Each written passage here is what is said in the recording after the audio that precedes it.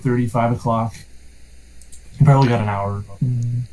So last time when we ended, we were actually in Nick's apartment?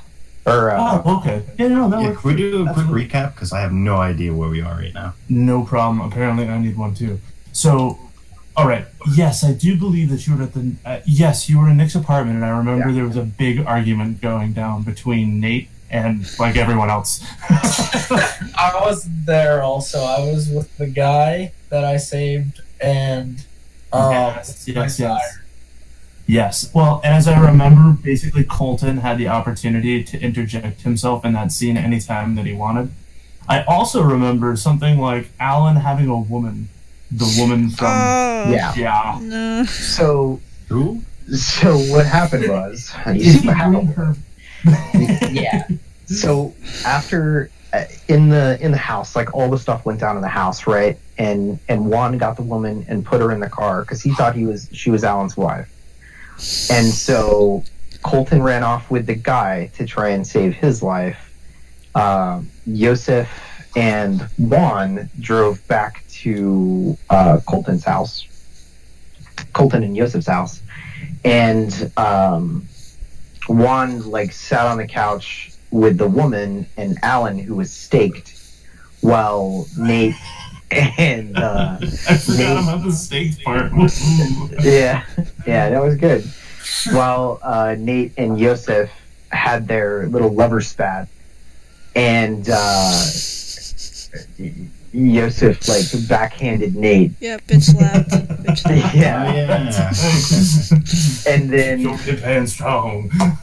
And then just as that was happening, Juan like pulled the stake out of Alan's chest. So he woke up just as Nate was getting backfisted. And then they had a discussion after, Nate and Yosef worked their stuff out. They had a discussion about the girl. Alan wanted to embrace the girl, and luckily saner heads prevailed. And the plan is Are we playing Jerry Springer, the night edition by night? I'm pretty sure we are. It sounds kind of like it. There are family problems all over the place. And then Alan got all into my business. Exactly. So the plan was Juan took the girl back into the room, and he used the Forgetful Mind, his third level dominate power, and he rearranged her memories so that she remembered like a gang of thugs breaking in and like burning the house down, and she ran off. Okay. And she didn't know where her, I assume, husband was. But did he have any idea, or did he put any seed of thought in her mind about why the fuck she's in this dilapidated apartment with a bunch of strangers? We put her in the police car. So after he did that, he told her to go to sleep, like made her forget that part of it, made her go to sleep, and then he and Nate talked it out, and Nate is gonna take her in his police car and take her to the hospital. Yes. Gotcha. Awesome.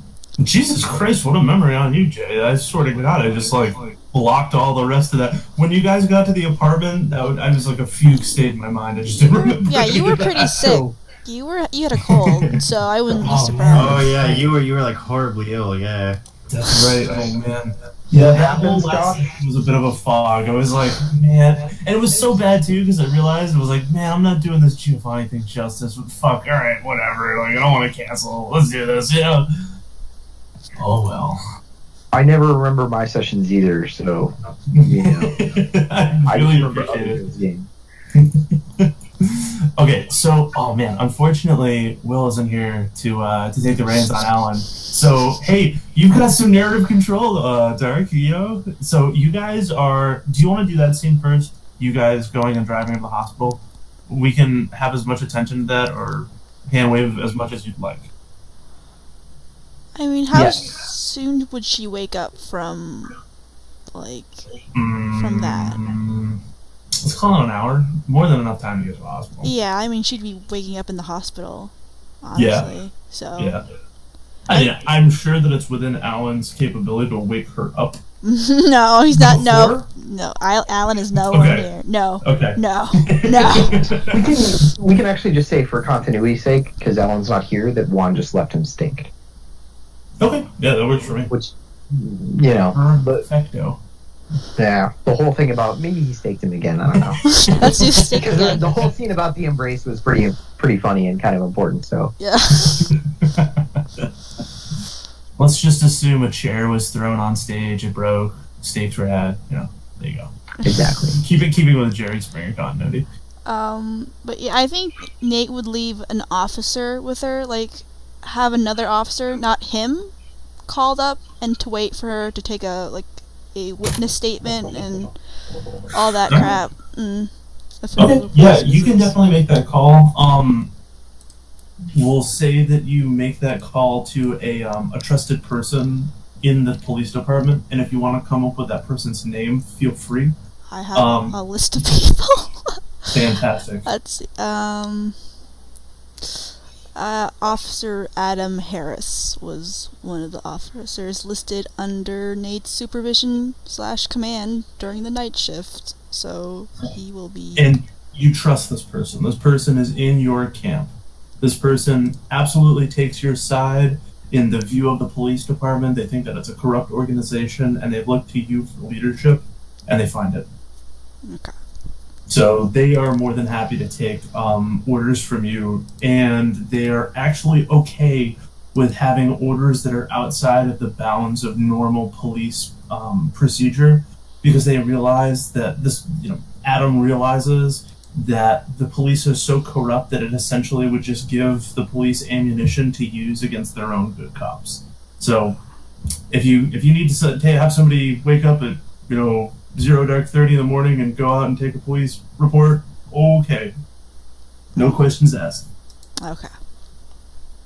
So let's say that's done. It's pretty late. It's about 5 o'clock in the morning at this point. So unless you really, really want to get something done in the last, half hour, 45 minutes, probably gonna be sometime soon. So anyone desperately want to do something? I just don't know. What's my situation right now? So you've got a few hours to play with. So you've gotten away. You're in the neighborhood, and as I remember, you called your sire, and your sire picked up and said, "I'll have it taken care of."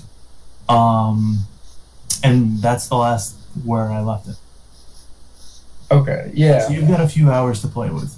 What do you want to do? For you, it's like 3 o'clock in the morning at this point. They said that at some point they would call me and say that they're going to, do the whole memory wipey thing. Yeah, sure, absolutely. So you can interject yourself at that point in the scene, if you want.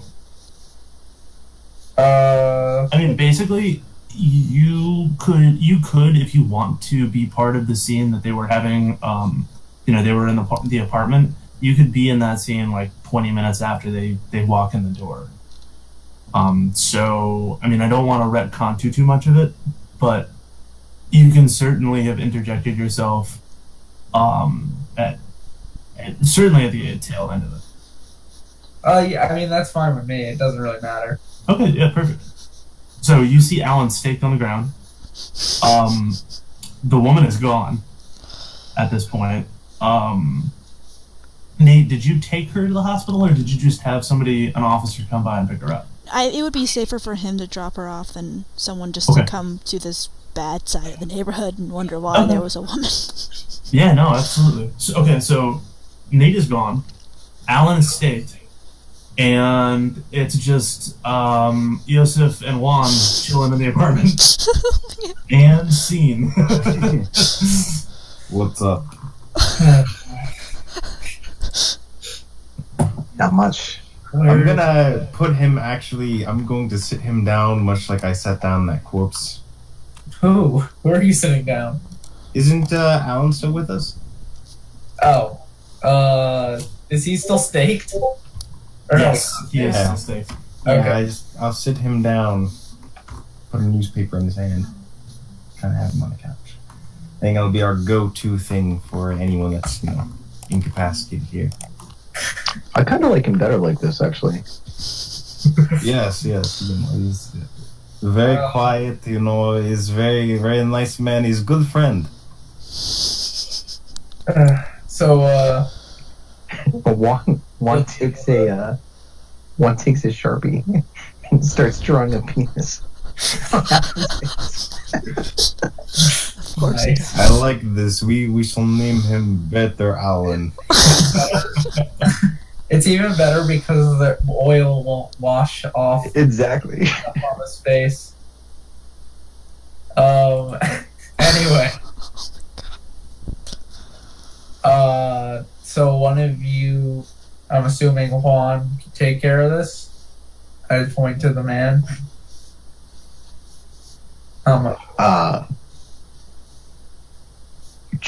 Take care. Yeah, Like, take care of it. like as in, do the memory thing. Yeah, Yeah. I can do that. What are we gonna do with him afterwards? Well, he should be fine, health wise, because I gave him some of my blood so he wouldn't die. Colton,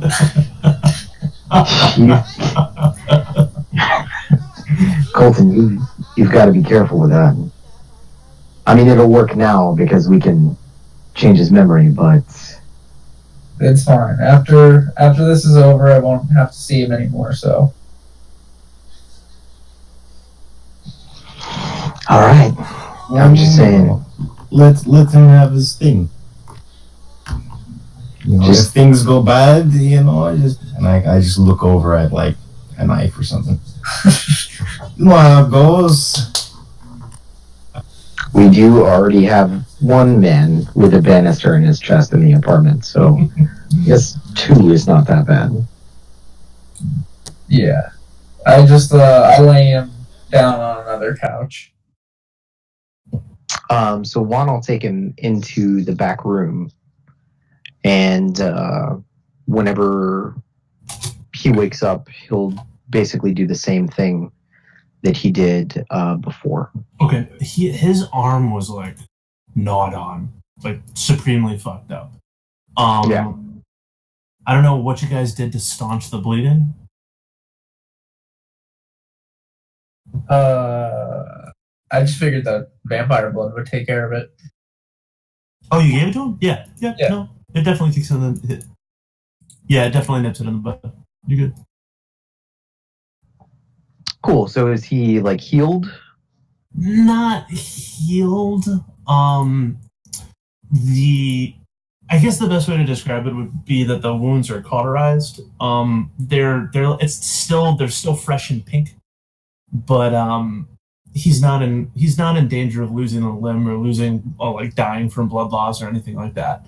The reason why I ask is because when I use the forgetful mind, I need to include the scene of how he got that, right? Mhm. So if his arm is just like bruised and messed up, then that's one thing. But if it's still like gnawed on or something, then I gotta figure that out. Yeah, I mean, I don't know. So you know better than I do as far as like the vampire lore. Because like I'll be honest, guys, I love this game, but I'm not gonna read 75 books to be able to figure out all the fucking like. So you tell me, how does vampire Vitae in Mortals? Is it that quick? Yeah. So it basically gives them the ability to heal. They spend a blood point just like a vampire does, and it heals them just like a vampire would. So okay. the only So like a problem, 1-to-1. Okay. the only problem is that vampire teeth, which is what Alan bit him with, do aggravated damage. So, depending on how many blood points Colton gave him, he might be able to heal some of the damage. I don't remember how damaged he was. Yeah, and I remember the blood points for aggravated. It's like five blood to 1. Yeah. Oh, so he's still pretty fucked up. I mean, even if he gave him 10, which would be his entire blood pool. That would be only 2 aggravated damage, and I believe it's only 1 a night. 1 aggravated. It is one a night. Yeah, so he is still, again, blood loss has been staunched, but it's a little bit worse than just pink. It's still pretty not on. It's still pretty fucked up. So, Juan looks down at the guy's arm and he's like, what do you want me to do with this? What do you want me to do with this? Tell him he ate it off. What? Bath salt, bro. I don't know. Say a dog attacked him. That doesn't look like a dog. It doesn't matter. I don't know. Say a I think human it will attacked him. matter. I think anyone's going to ask questions about this, Colton. God, that's a horrible Spanish accent. I apologize. I don't think we can take him to the hospital. We could take him to the hole in the ground. Juan just looks at Yosef and then back at Colton. God damn it. I just kind of shrug. There is another option. You could keep him bloodbound, heal him over several nights. If that is the case, then I don't know what to do with him, but it will at least assure his loyalty to you if you don't want to kill him. God. All right.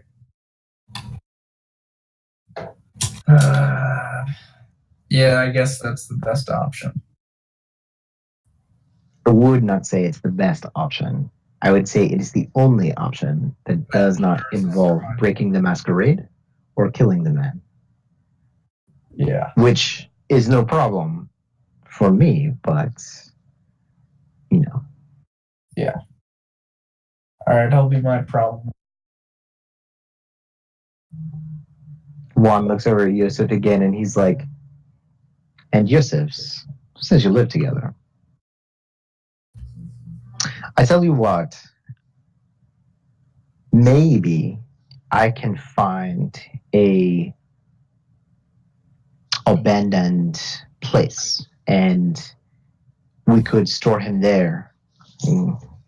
It will be uncomfortable, unpleasant, for sure, but that way he will not at least have seen your haven for the first couple of nights until he's fully bloodbound. Oh, yeah, this is a good idea. We can't have anyone messing with, our stuff. I glance at the pile of mess that I threw back onto the table. All right. Let me make a call. We'll see what we can do.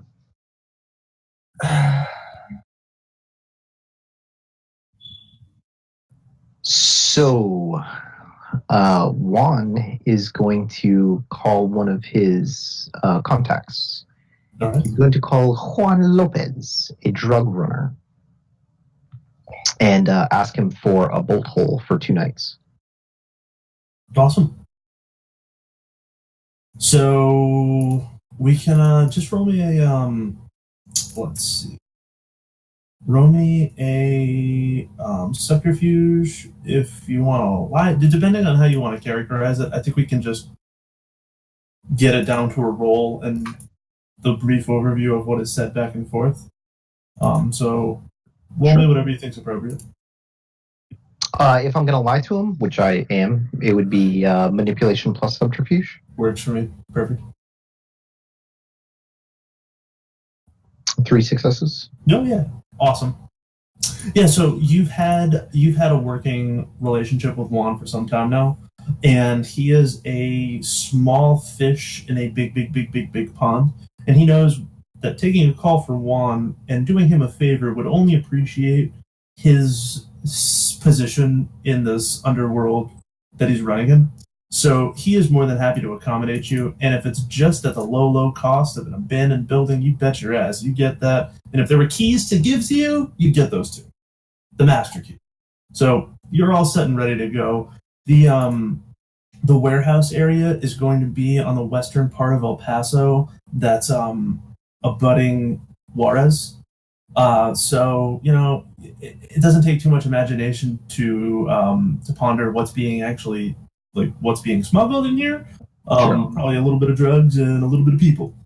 So, but yeah, it's laying dormant for the next 2 days, and you've got carte blanche.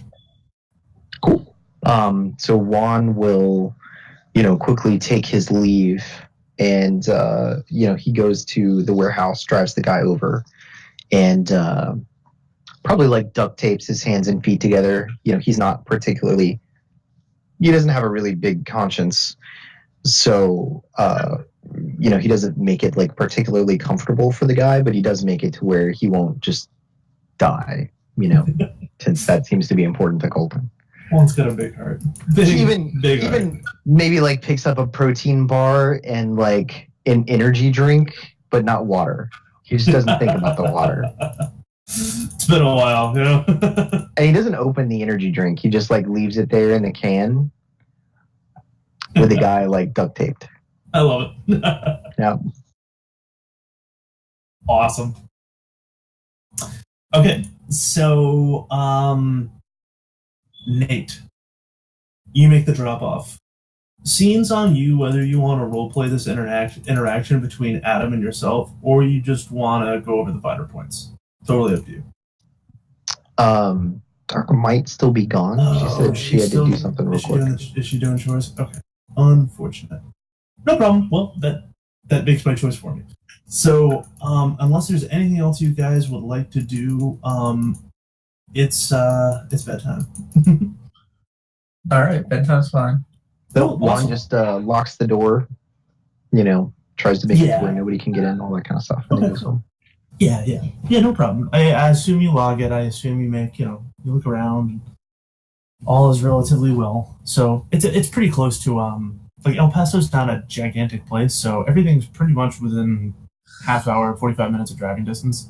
So it wouldn't be too much to just like come back in the morning. So yeah. What was that, Jake? No, I just said yeah. Oh, I thought Jake said something. I'm sorry. Oh no. Okay, yeah. So Splendid Blood Point, and it's 8 p.m. the next night. Okay. All is well in the world. So, if you check your phones, there's no chatter. Nate does get something, but I'll run over that when she comes back. But it's 8 p.m. and you spent a blood pool and all is well in the world. You woke up. Cool. Juan texts Colton to meet him at the warehouse so we can give this guy's blood. Okay. Yeah, I text him back. All right, I'll be there soon. And then I guess I take Yosef's truck.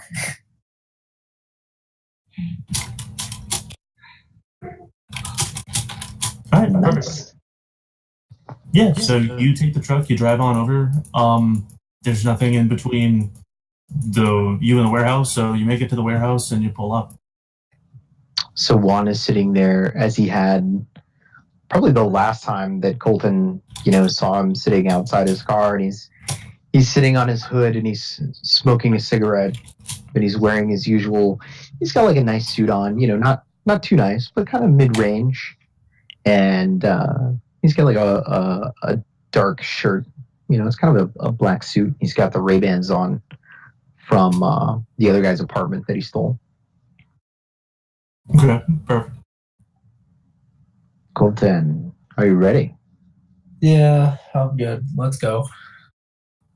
So Juan takes Colton, and I imagine he's stuck in the office door, and Juan takes Colton upstairs of this flight of like rickety steps, and you can probably hear the guy inside going, "Help!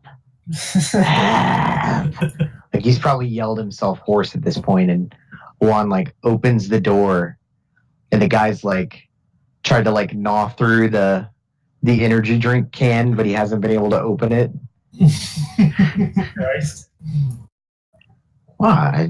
I bought him a drink, and a protein bar. You should be thankful. Yeah. Thanks. All right. Not you, Colton. Him. Oh. He probably would have been thankful if he took the top off of it. Oh. Yeah, I did not think about him actually drinking it. Okay. Is he gagged? Or no? No, I didn't gag him. I just tied him up. For all good it didn't, because like Jay said, he's probably hoarse from yelling at this point. He's in the middle of fucking nowhere. I start to walk over towards. I lean down and pick up the energy drink and open it. His eyes are wide with fear. You can tell that it's equal parts abject fear and confusion. He doesn't know what's going on at this moment. I give him some food, or I give him the protein bar. I help feed him the protein bar and the food. I open the drink and basically place it in front of his mouth. He takes it the way a stray dog that's been abused would. That he's so hungry that he can't really say no, but you can tell that there's a certain part of his pride that doesn't want to take anything from you. Nothing. So he is looking at like the beef jerky or the protein bar, and he's just like nibbling at it. And then he takes a bigger bite, and then it's gone. Right. So, is he already somewhat bloodbound to me? Like, by 1 degree? Yes. Okay. Huh. He's still scared as fuck. Yeah, no, that makes sense. Yeah, no, I don't mind that at all. Alright. And then I also help him eat the protein bar, and I guess I bite my wrist and then just kind of shove it in his mouth. That he will recoil from. Like it'd be like if you were kidnapped in a room and the person. Yeah. So, but on the other hand, he kind of looks at you. He kind of like looks at when you go to your arm. He kind of looks at you covetously, and you can tell that it actually deepens his confusion because he doesn't know why. Like there's seemingly this instinctual want for whatever it is that's running through your veins, but he doesn't. You can tell that he doesn't really know why. He's like, what? What are you? It doesn't matter. The fuck it doesn't. Yeah. Well. Why? Jesus Christ! Why am I here? What happened? What happened to Dawn? Your wife is fine. Where is she? She's at the hospital. Dawn! And he tries yelling as loud as he can. In the hospital? Is she okay? What the fuck happened? She's fine. Much better than you, actually. Yeah. A friend of ours went a little crazy, and well, he's actually still on the couch. Yeah, just cut to him with like flies. Flies, a big dick drawn on his face. A fly landing on his like open eyes. Colton sucks written in marker. Anyway, so I say, yeah, our friend of ours used to live in that house of yours, and he didn't take kindly to you living there. He's also literally insane, so... Didn't take... This is very, he's just... Fucking clearly. You can hit him. Didn't take kindly to me living... What the hell are you talking about? I bought it from some woman like 2 years ago. What the fuck is... Look, man, are you gonna let me go? Look, I didn't do anything to you. I just want to go home. I want to see Dawn. No, two. What are you talking? Oh, I'm sorry. You know, my hearing is just. Gee, yeah. Anyway, no, you'll be fine. I'm making sure that you get through this. My friends kind of wanted to take the easy way out. Okay. Okay. I can't bring myself So. to kill you, so Oh. Wow. Oh. Well. Thanks. I guess. Look, man. Just. What am I? Be straight with me. When are we getting out of here? probably a day or so. Oh. Okay. But. You'll understand more as things go on. I'm gonna come back with food later. When? Because I can't live off this little fucking protein bar and an energy drink. Jesus Yeah. Christ, man.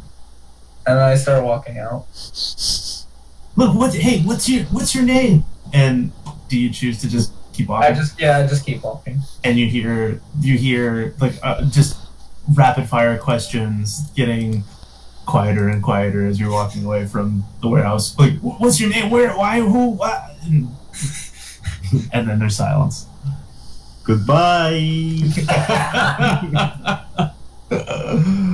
Awesome. Okay, so Nate, you woke up to two texts. So the first one was, "Hey Dad, I missed you at the game," and then there's a picture of the lacrosse tournament. And then the second one you got was Clancy, and it was Kurt. It said, "Call me. It's important."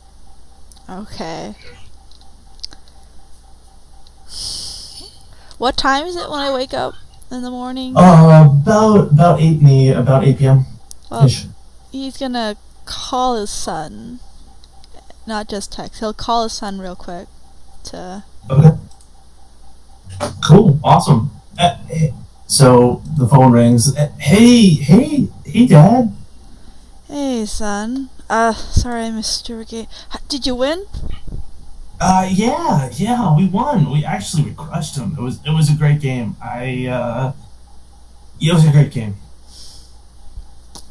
That's good. Hopefully you didn't party too hard after you won the game. No. I went out with Jackie, and look, I know you're busy, Dad. I wish you'd come to meet her. She's pretty great. I've been seeing her for a year or so. A you year? make That the time to make the sounds serious. Yeah. I've been wanting to bring it up, but we haven't seen much of you at all. And look, Dad. No, I know. I don't. It's not a guilt trip. It's nothing like that. I just miss you. That's all. Yeah, I'm sorry. It's just work, and I miss you too. I really want to be at the games, but... I know.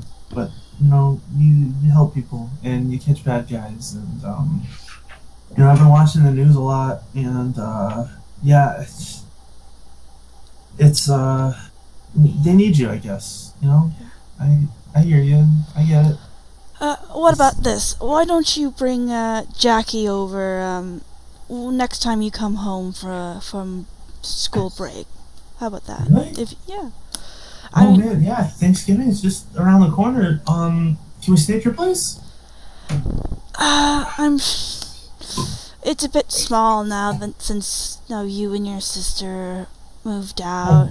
I mean, I can't afford a hotel on my own. I mean, you can always stay with your uncle. You know how he's always about sharing your home with others, being a priest and all. Yeah, Uncle Gus. I'm sure he'll keep an eye on you and Jackie to make sure. Oh, Dad. Okay, alright. Good, sounds good. I'll call Uncle Gus. Alright.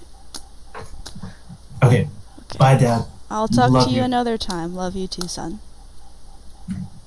And hangs up. Alright. And then he's This Uncle Gus. How wholesome.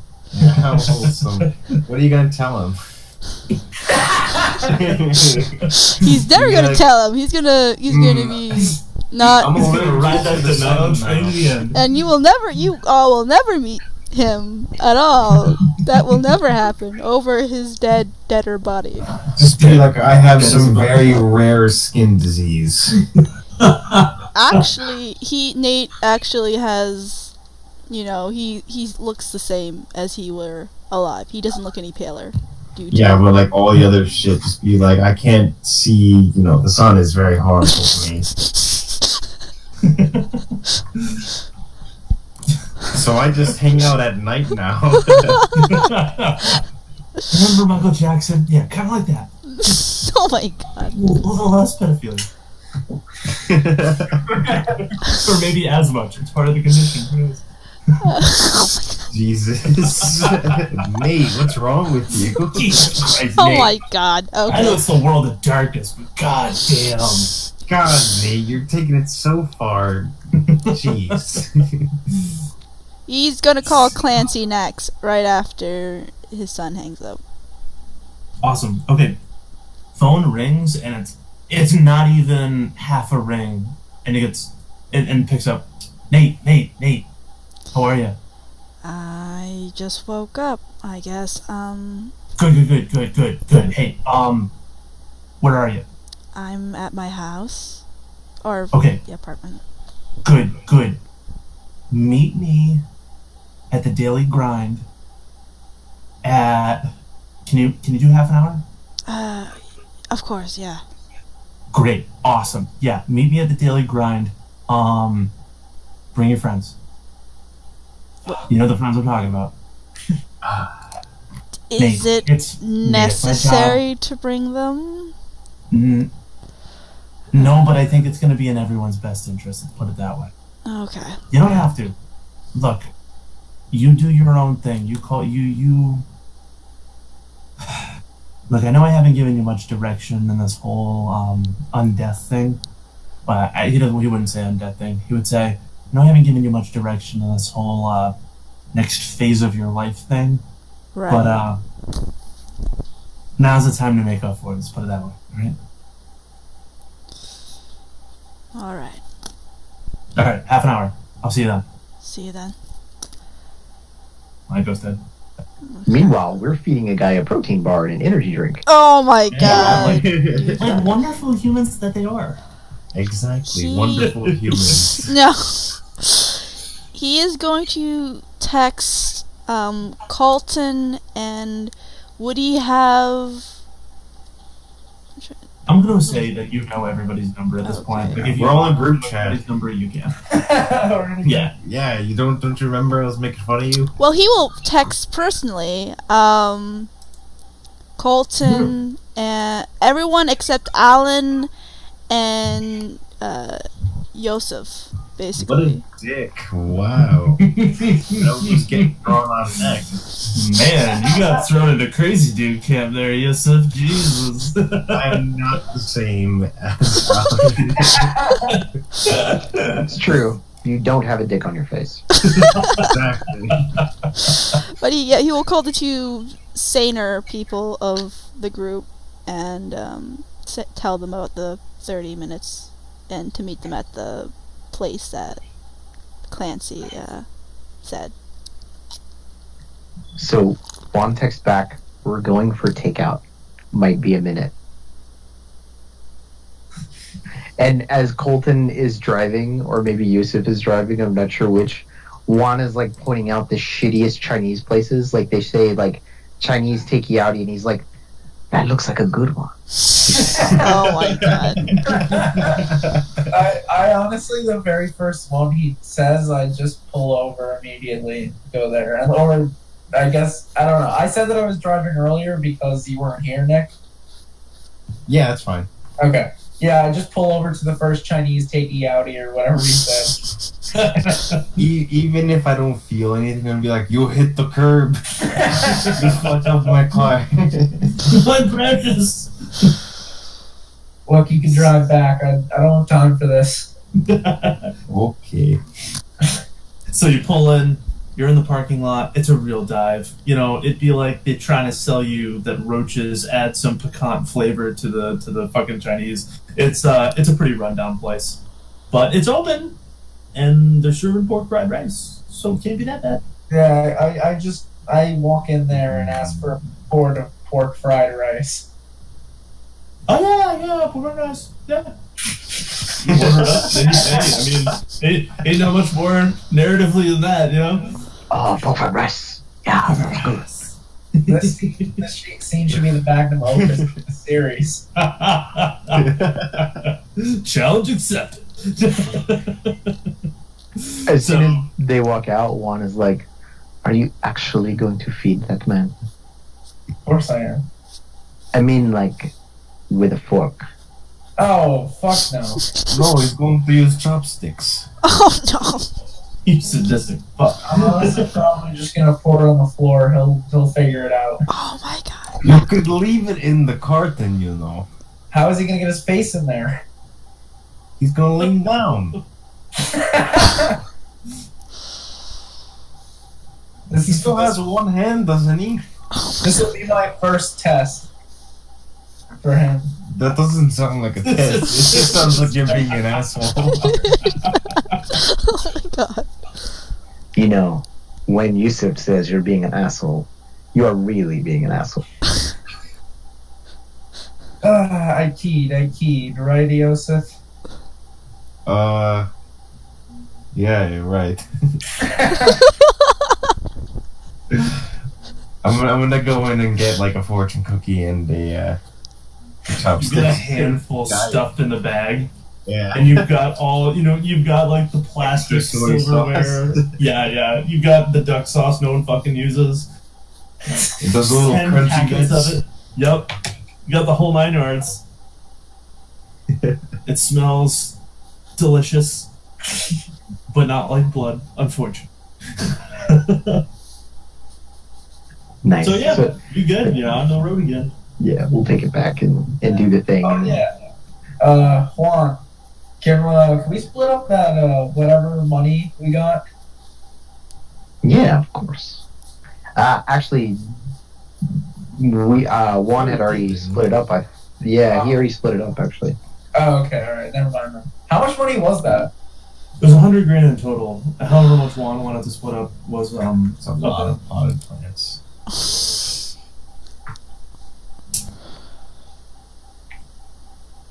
All right.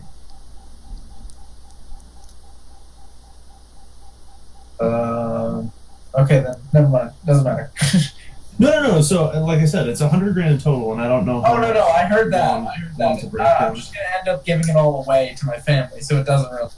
Oh, okay. Yeah, no, sure. I mean, if it's split, 5 ways, it'll be 20 grand. So, we can definitely do something with that, and what it'll do with your family. But Yeah. that's neither here nor there right now. But yeah. So you go on back with the Chinese food, and the man is asking you at this point he's pissed. At this point he's basically asking you a non-stop rapid fire of questions, and you can see that there's just like murderous frustration in his eyes, but he realizes that he's really on the short end of the stick in this situation. So you can decide to interact with him and answer the questions if you want to, but more than likely I'm getting the feeling that you guys are just gonna kind of stonewall him and give him a Yeah, just gonna drop the food in front of him on the ground and then just open it and have fun. Enjoy your food. You can see like he has his eyes turn red, just not literally, but you can see that he's so fucking angry. He soccer kicks that little fucking carton of fried rice, and it flies across the room, and it hits one of those elevator doors. It hits the telescoping door with the little metal ones, and he's swearing at the top of his lungs, like, "Tell me who you are! Where's Dawn?" I already told you she's at the hospital. He's apoplectic at this point. What hospital? What are you talking about? Give me my phone. Call my wife. I want to hear from her now. And he's just going off.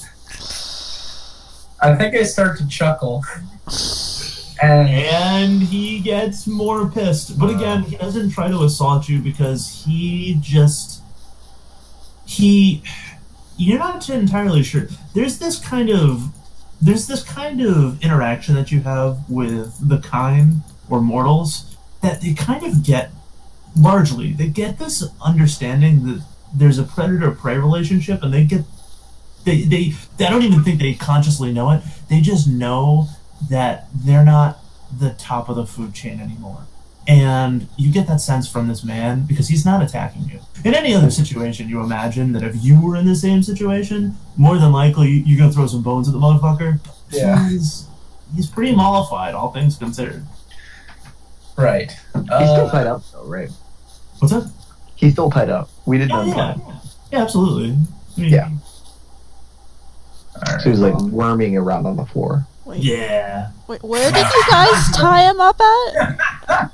Oh, just the warehouse. Yeah. Juan called one of his drug runner friends and got like a little hidey hole for a couple of days. Does this hidey hole have a bathroom? Nope. Oh my Sit god. in the bathroom. It'll be a problem on the next night. Oh no. We're gonna come back and have spoiled himself hardcore. It's I'm gonna okay, go I'm get like sure- what's left of his food. Why? What do you do with the rest of his food? I'm gonna go get it. I mean, you can't just let him die. He's Go not gonna home. No, die. he would have wormed his way over there. You think? Oh yeah, he can worm himself, can he? Yeah, he can okay, never worm. mind. He can do some worming. Oh my god. For whatever reason, I thought he was like tied to the ground. What's everyone's humanity? Just out of curiosity. I'm not gonna. I'm just wondering. One. I Oh think wait, mine's wait.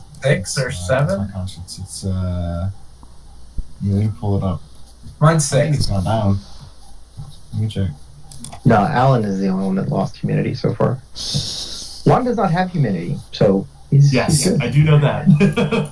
Juan's actually probably being a little nicer than.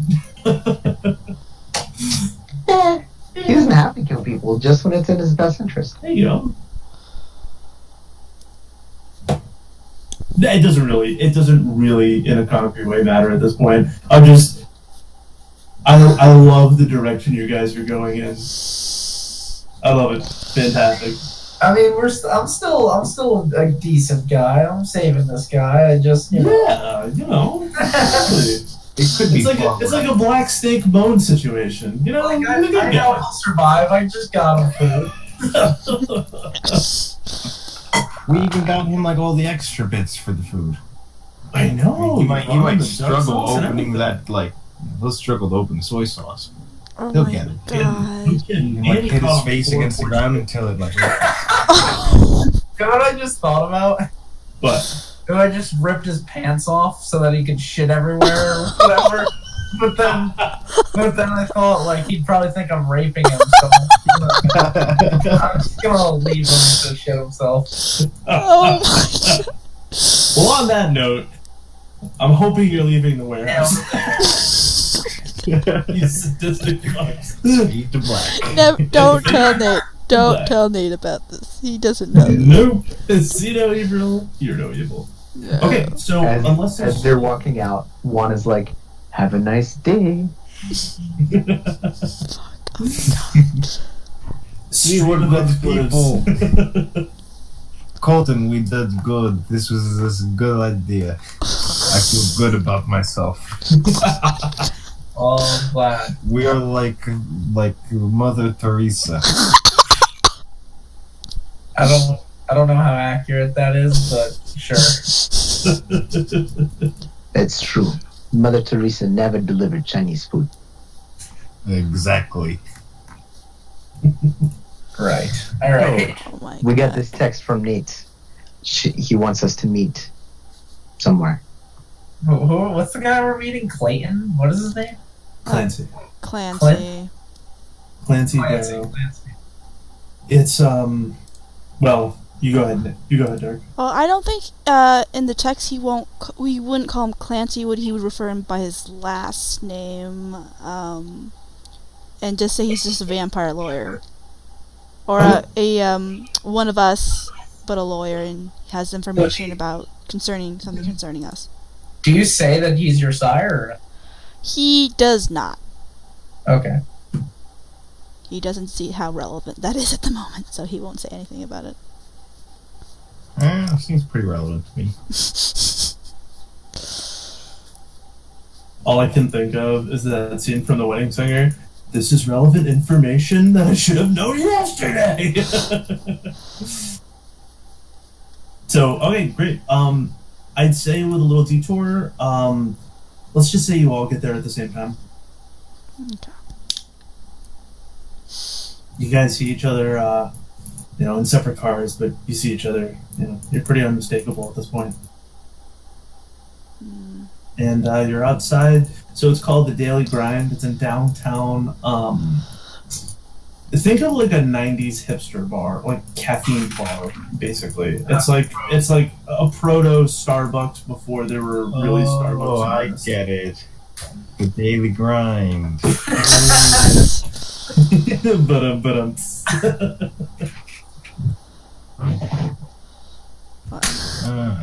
So see, tell me, you guys are outside.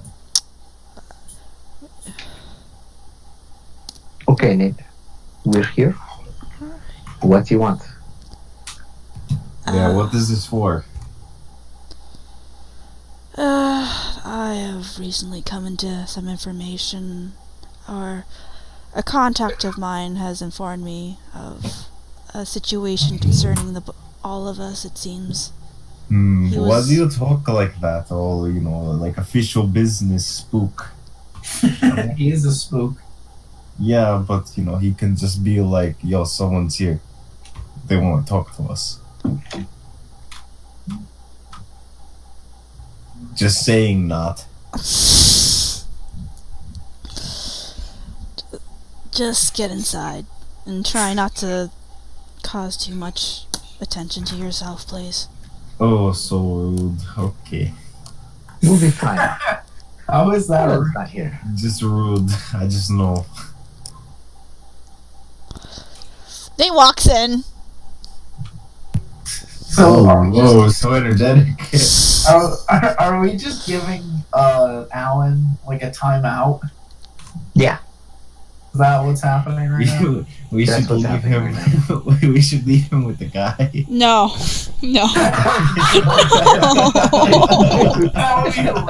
That would be so bad. This is decaying core, or well, not really decaying, It's but not like decaying. He's just like just a he's dead corpse. corpse, perfectly Yeah, like- preserved. With We're a hang him banister on like a through his meat chest. hook or something.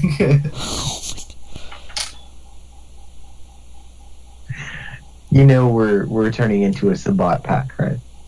No, we're not. We're turning into More a like we're turning into like a fucking cool guy pack. No. Exactly. We're independents.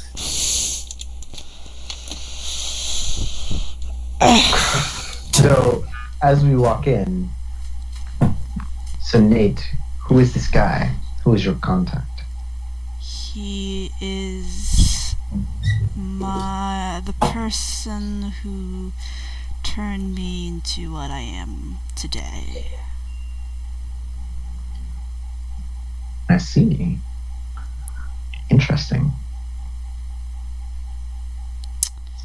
So, go ahead. I was just gonna say, Josh, we all walked in. Okay. And had a little discussion outside. All walked in. Okay, awesome. So as you walk in, I mean, you would be able to tell from the outside, and just the clientele coming and going. But this place is like a prototypical. It's the prototype for like a Starbucks, but it's not a chain.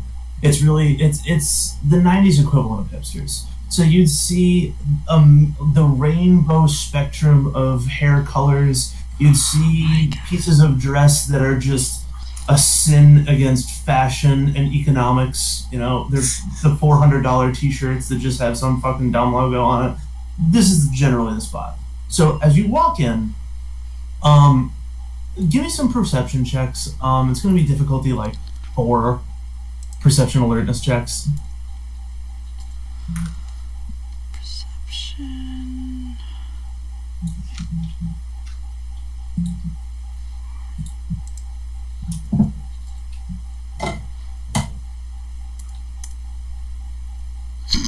Damn.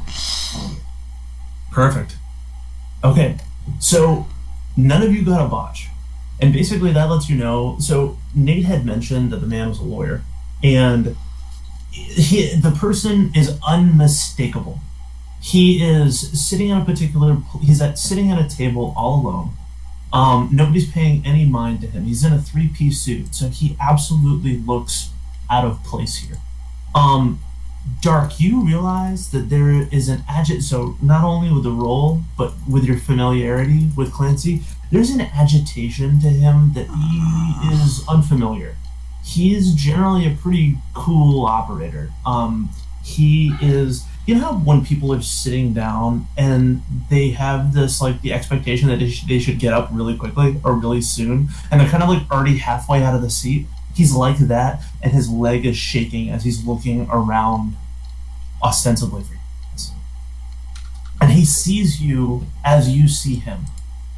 And he makes eye contact, and he does like one of those nods from across the room. And there's more than enough room at the table for all of you in the coterie. He gets up out of his seat and he waves and he says, Nate, come here. And Nate goes over. He's a bit more suspicious now of this unusual behavior. Hey, champ. Hey, how are you? And he hands he has his hand out for a handshake. He grasps yours, even if it's not volunteered. Good. I'm so glad you're here. Take a seat. What the fuck is happening? Introduce me to your friends. My friends, this is Colton. I'm sure you know him. Hey, champ. Bet you don't have any problem with the ladies. What's up, buddy? What's up? How are you?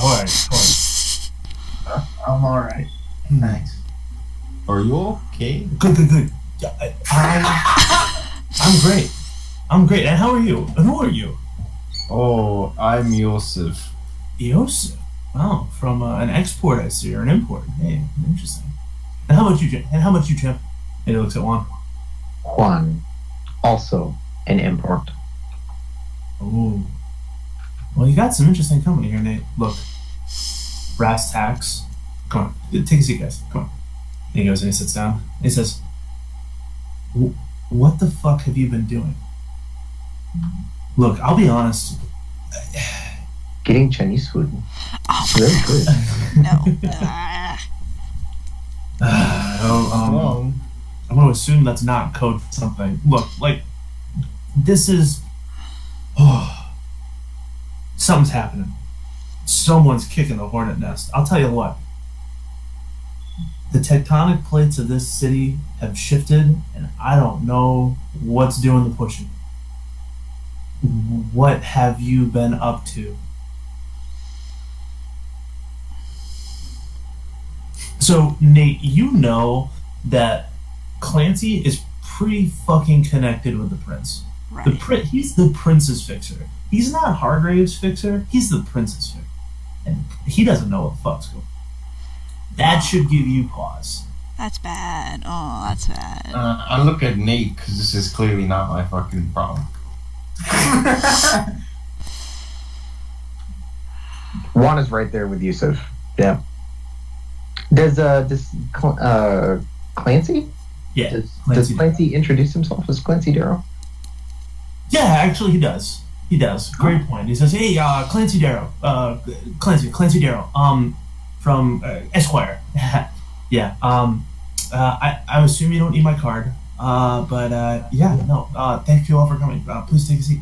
Yeah, take a seat. I have your phone number already, actually, Mr. Darrow.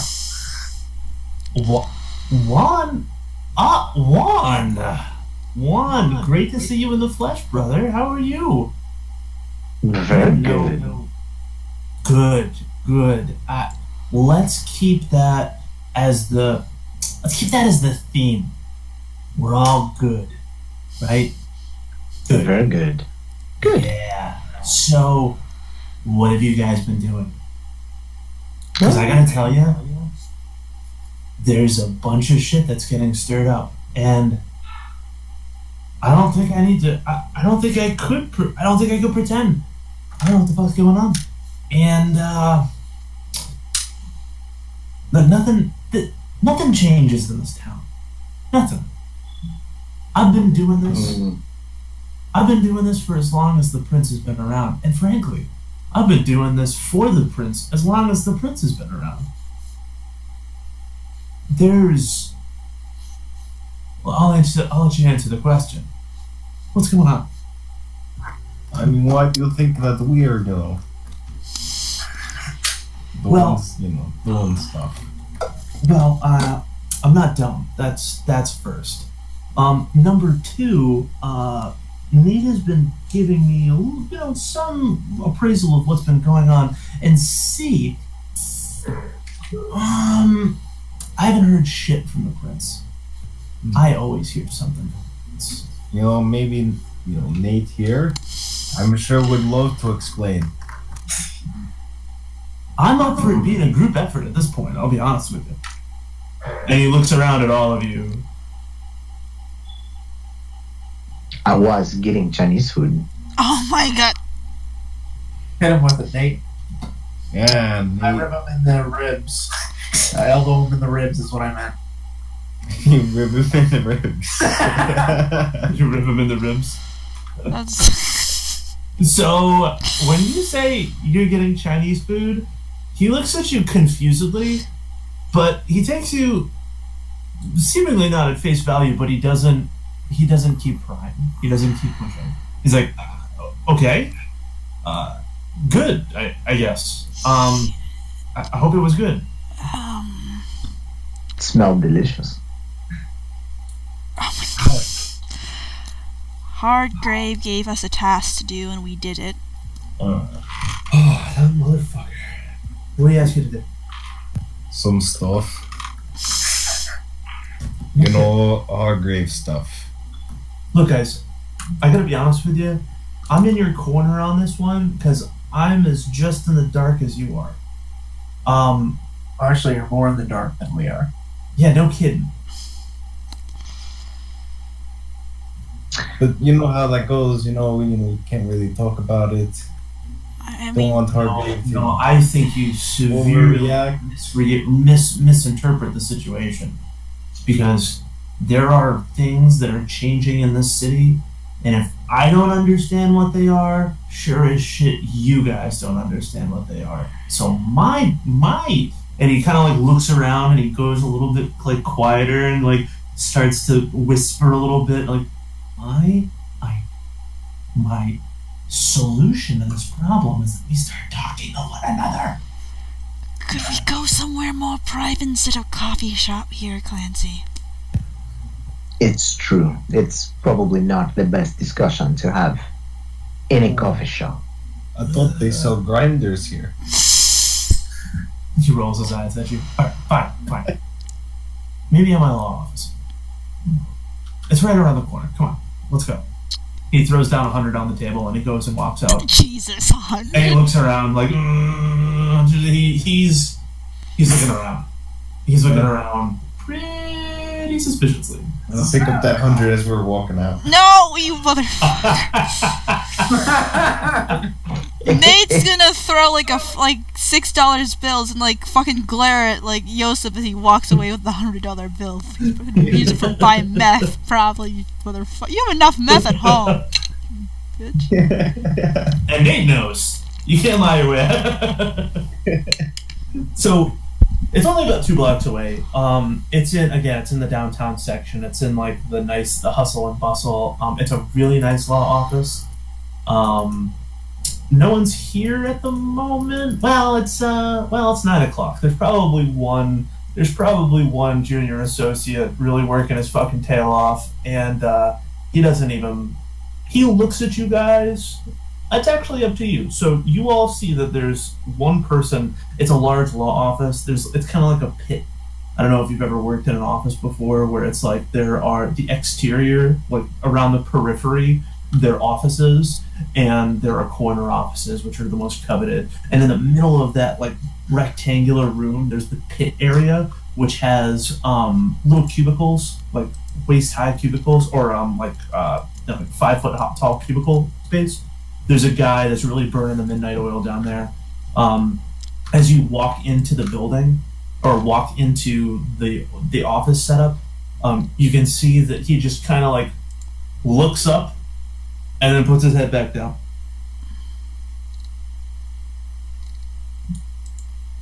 I thought I And- worked men long hours. Yeah. He's Josh. Good kid. Works hard. Come on. Over to the meeting room. All right.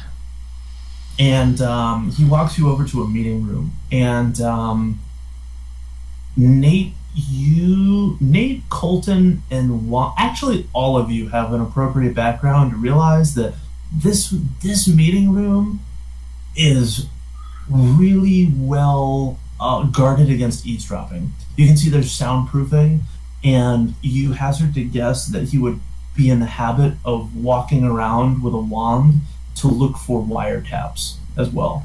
Like, this room looks like the room to speak in confidence. Alright. And he ushers you in the door. See, this is the proper room to get a conversation like this started in the first place. But Yeah, Nate yeah, doesn't yeah. say that, you know? He's thinking that, but you know. Fucking lawyers. So, Mr. Darrow. Yes, we did a job for Harper. Now, we have some ideas about what that made him do and why he wanted us to do it. But, as you mentioned, this is an exchange of information. So when you say something is happening in the city, what is going on? Yeah, no, you got it, bud. A lot of it is... Alright. Look, I know if you go and rack your brain for the most happenings places in Kindred Society, fucking El Paso isn't going to be on your list. It's not even going to be on the 3 lists. At the end of the day, nothing changes here. We've been doing this for some time. We had a steady run. I followed the prince here from DC. It's been about 50 years. Not a much of a peep. Yeah, I'll masquerade breach here and there, but Hargrave, he's been here for a while. He's been here for a long time. Used to be a sheriff, as a matter of fact, one of those Wild West cat types. But he always played ball. You know, I wouldn't necessarily say that we've got, a relatively amiable relationship. We get along. Prince talks to me. Prince talks to Hargrave. You know, hey, we're at the same level of management. Not a problem. It's strange for Hargrave to make his own plays. He's not a leader. Not at all. And it's out of place. It's what we thought as well. Mr. Hargrave asked us to investigate a series of unfortunate events at the prison. So we did. Okay. A number of deaths of the kind that raise questions. Alright, what'd you find? A vampire at the source of it all. A vampire? We helped that problem. I see. Well, I've seen you all at Elysium once, briefly. Who was it? What's going on?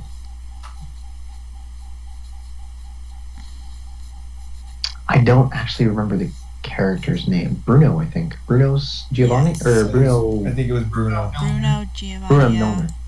Yeah, it was Bruno Milner. Milner? Okay. His name Yeah. was Yeah.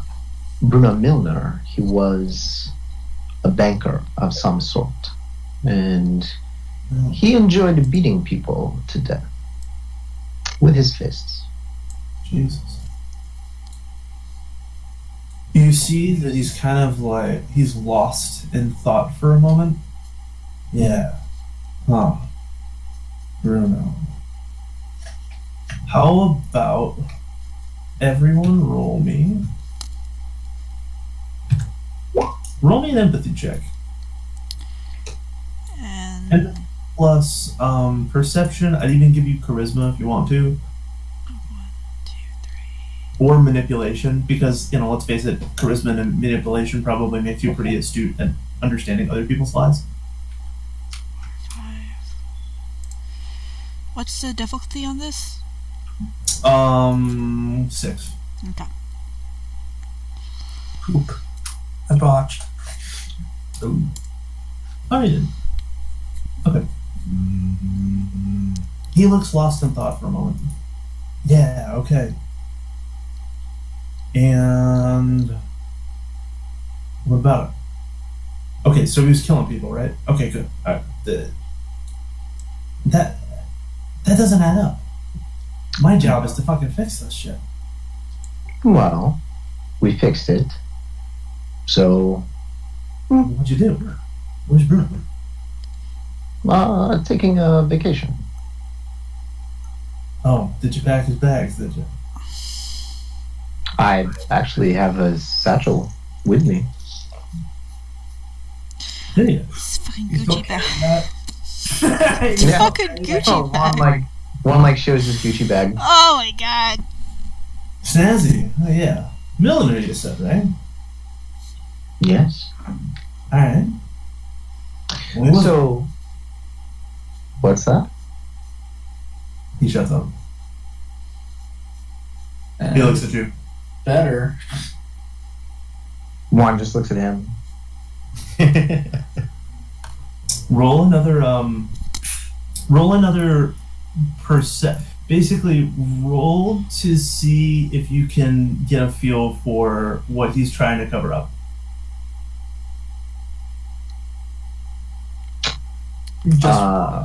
However, whatever you can foreseeable, like reasonably see, I could understand a charisma. I could understand a perception. I could understand whatever, an empathy. Yeah, I mean, however you I want to would- pitch me. If I'm trying to figure out what he's covering up, I would roll like perception plus subterfuge. If I'm trying to determine how he's feeling, it would be like empathy. So which would you prefer? Because it makes a really big difference to my roll. Subterfuge. I'd go with the subterfuge. Perception and subterfuge. Difficulty 6. Wow. Oh man, that's rare. Jeez. Yeah. Not a botch though. No, okay, yeah. You don't get anything from him. You can see that he's confused. And that's about it. He's trying to get to the bottom of this. But he doesn't have all the pieces. Did anyone else pipe them? Oh, are we allowed to roll this? Yeah, everybody, yeah, absolutely. I have nothing in subterfuge, but can I see what he's feeling instead? Yeah, for sure, absolutely. Alright. No, I got no success. Nothing either. Okay. No problem. You can still roll, by all means. And moreover, don't feel like one roll is prescriptive, like one combination is prescriptive. Like if you want to come up with a creative way to use your own skill set, by all means, like pitch me. I'm more inclined to say yes than I am no. Rolling in with 2 success with 2 die. So Nate, you're pretty familiar with Clancy. You're darn familiar with Clancy. Mm-hmm. And he's bullshitting you in that he doesn't know who Bruno is. No idea. Clancy. Yeah. Nate has that tone. Whatever he's about to say, you should probably listen to. Yeah. Trust me, Nate's been a pain in the ass, my ass longer than pain in your ass. What? He likes you, and that means it's in direct proportion to the amount of shit that he gives you.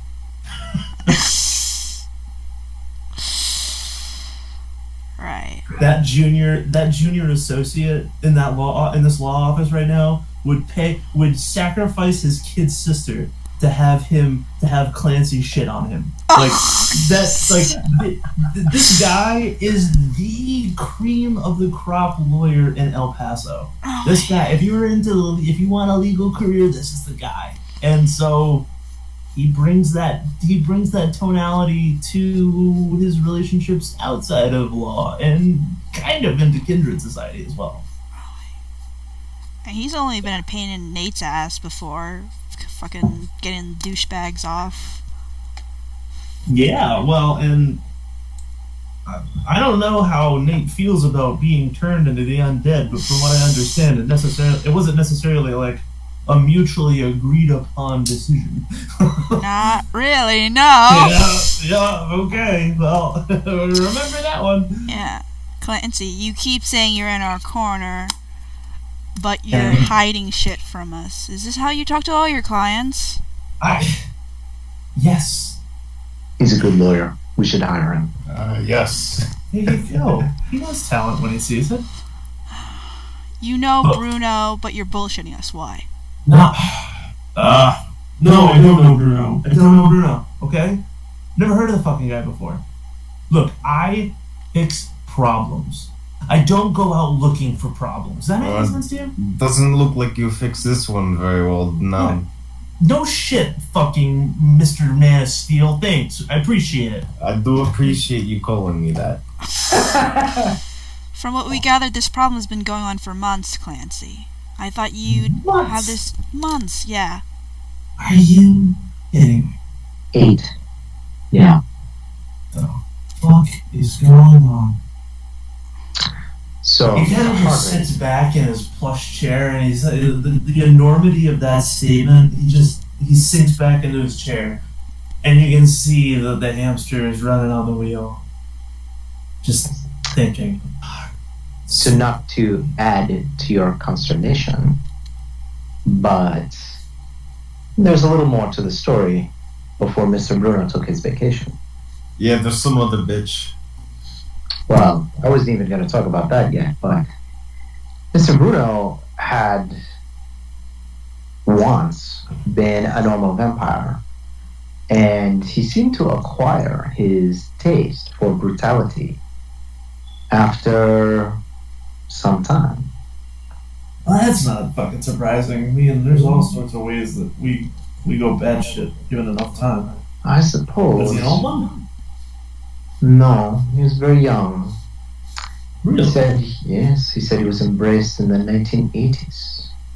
But Must have been a finance type, because usually that kind of debauchery takes you some decades. Only took him what? Shit, 10 years? that wasn't the strangest thing. The strangest thing was, he said when he beat them, he could not remember. It just hurt them. He just wanted to.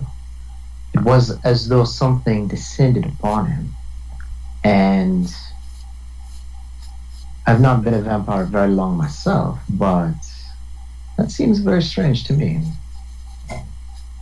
Yeah, I don't know. Look, I'll be honest with you. I get people off that do bad shit all the time. You've helped a few of my friends, yes. I appreciate that, by the way. Oh, yeah, of course. Hey, whatever to keep the lights on and all that jazz. It's a pleasure to finally meet you, actually. Oh, yeah, pleasure's all mine, Chief. You ever need anything, you know where to come. I do, yes. Look, so Alright. we have a theory, something that we talked about last night. We think that Mr. Hargrave is no longer content with his position in the city.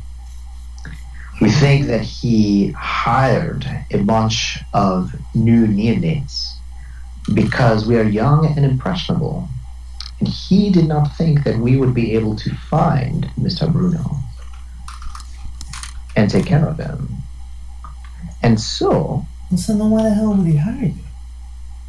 If you didn't think you were gonna find him, what the fuck is he sending him out on a wild goose chase for? because I think he wanted something else to happen to Mr. Bruno rather than take a vacation. And he wanted to pin it on us. Well, maybe he didn't pin anything. Seems like he went and took a fucking vacation. He packed his bag, no? Well, I packed a bag. I didn't pack all of them, but Well, yes, it's in pretty a sense. good.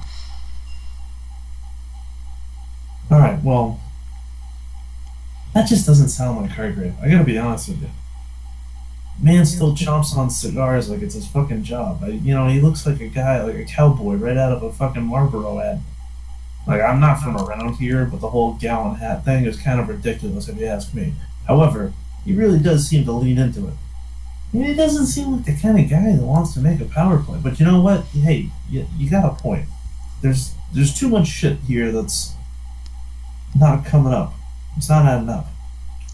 Let's assume that Hargrave is making a power play. Well, I can tell you, Prince is vulnerable. He's not that vulnerable. And I gotta say, Hargrave is a fucking beast. I wouldn't want to see him in a dark alley. But he's only one guy. There aren't a lot of people that are in Hargrave's corner. He has that kind of personality, if you know. I've dealt with the sheriff, but as you said, Mr. Darrow, things in the city are changing. Perhaps it's not the sheriff that's making the play, but perhaps he is only the strong man. Well, now you're speaking my language. Now, who do you think's the mastermind here? I think that we must watch Mr. Hargrave very carefully. I personally have not lived in El Paso for very long, being from Juarez. So I can't really say. But I do know that to find the master, as you say, we should follow his subordinates. All paths lead back to those who hold power. Yes? Yeah, no, that's good. Good, I like that. So we sit on Hargrave. Alright. Still, something's not adding up. I mean, Hargrave. Shit. So where did Hargrave ask you to do this? He did not ask us to do it any particular place. He said, investigate what happened at the prison. We simply found Mr. Bruno after some searching. And, So, how did... What? Okay, alright. So how did Hargrave know what the fuck to look for? Because look, like I said, I'm a fixer. I fix problems. I don't, however, go out looking for those problems. How the fuck did those murders, whatever the hell happened, how did that get on Hargrave's radar? Did he tell you that? not me. Huh. I do not like to ask questions, Mr. Darrow. I'm sure you can understand. Someone in my line of work, sometimes it's best not to know. Yeah. No, I tell you fucks all the time, don't talk to the cops. I appreciate it. Thank you. You're the one who listens. Why, No sure. necesito attorney. Okay, good. Alright. I don't know. What do you think, Dave? Honestly, you know for sure I don't care for these politics of any kind. I just do what I'm told, and what we were told is we got a stack of body reports from the prison and from the coroner and told to do something. That's all we got. And I wasn't there for half of what you all were doing, so I'm not much that I can fill out. Well, I appreciate. I appreciate that. I do. But I gotta say, it couldn't have been a problem to the prince if it wasn't brought to my fucking attention. So it wasn't the prince's problem. Whose problem was it? May I suggest an alternate theory, Mr. Darrow? Oh yeah. How good is your bond with the prince? Well, it's pretty fucking good, but shit. No, it's good. It's good. It's good. Look, the prince doesn't want to be here, and I don't think I'm telling you any information you don't already know. The prince wants to get back to DC. Prince doesn't want to be here any more than I do. Prince is far more occupied with anything than the comings and goings of the fucking mall in DC than he is here. And you know what? That's worked for everybody up until now.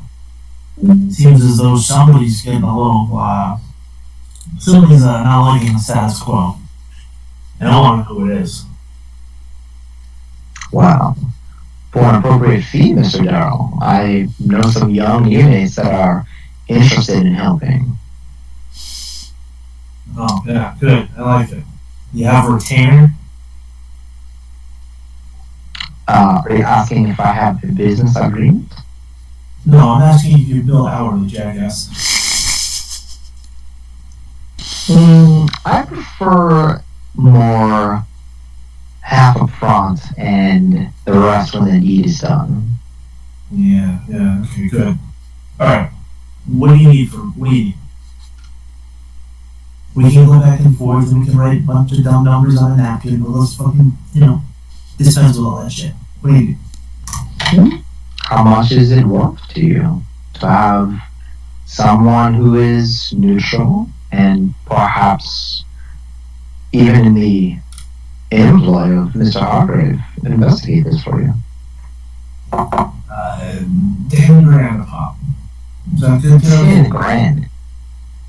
Don't pretend that it leaves a bad taste in your mouth, fucking Juan. I piss on 10 grand. I get 10 grand from the fucking racetrack. We both know you can't piss, Chief, so, alright. Anyways, It's an extra. 20 a piece. Look, I'm telling you, you can twist my arm, but I'm like that. I don't give a shit. You can twist that motherfucker around 3 times before I'll yell. I'll tell you what. At least for me, you keep your money. Since you're the princess fixer, what I want is I want a piece of domain. This man knows how to make a deal, ladies and gentlemen. Alright? And he hands out, he darts through your hand, and unless you want to make a dex roll, your hand is being shook. Whether you like it or not. Oh God. Sure. I did not mention which domain, but since you're shaking my hand, I assume you agree anyway. We'll figure out a deal later. You got it. Perfect. Alright, so.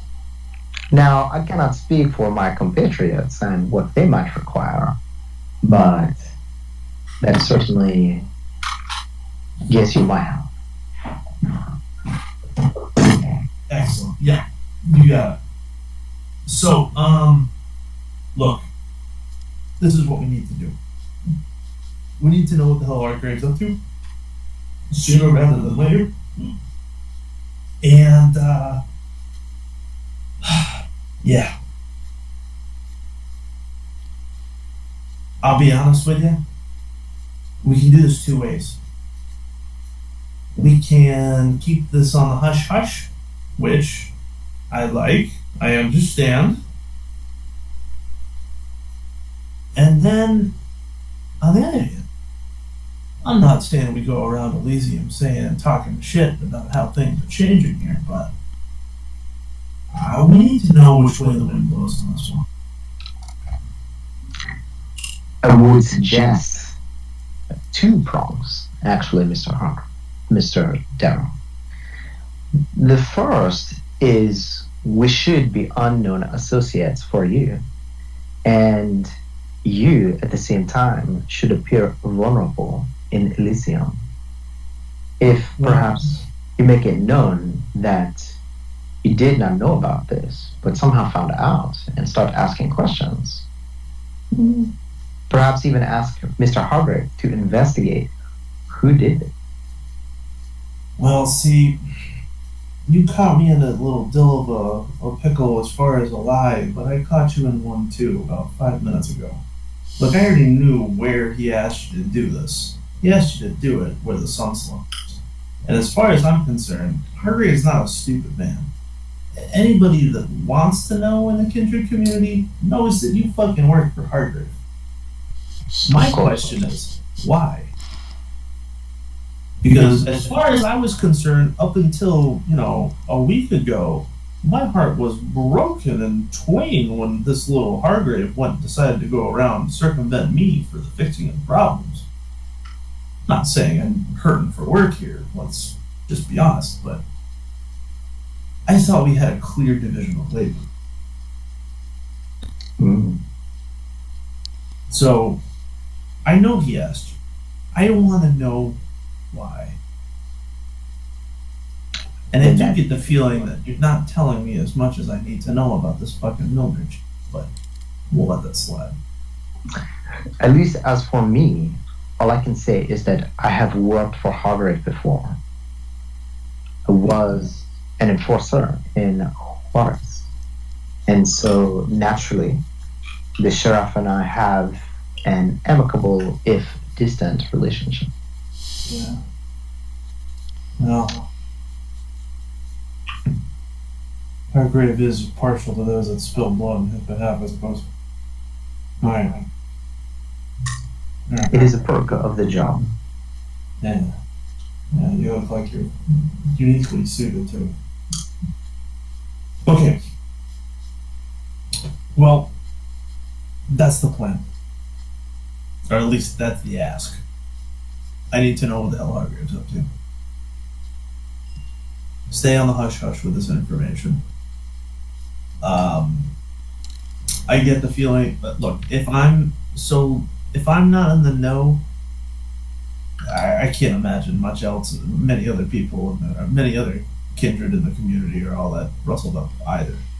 So the good news is we've got time.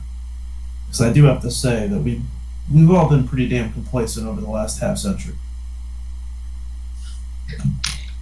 Good thing and don't rock the boat and all that jazz. Mr. Darrow, if there's one other thing that I can ask, maybe it might help you. When we were on the way to Mr. Bruno's apartment, actually no, it was on the way, yes. We saw that we were being followed by a car. And naturally, the police of El Paso are very responsive when a hit and run happens. And the police actually chased after these two men who were after us. Perhaps with your contacts in a legal system, you could ask some questions. Find out who they are. Yeah. What's your problem with donuts? Something like that. Yeah, no, that's good. That's a hot tip. That's good. All right. Good. Yeah.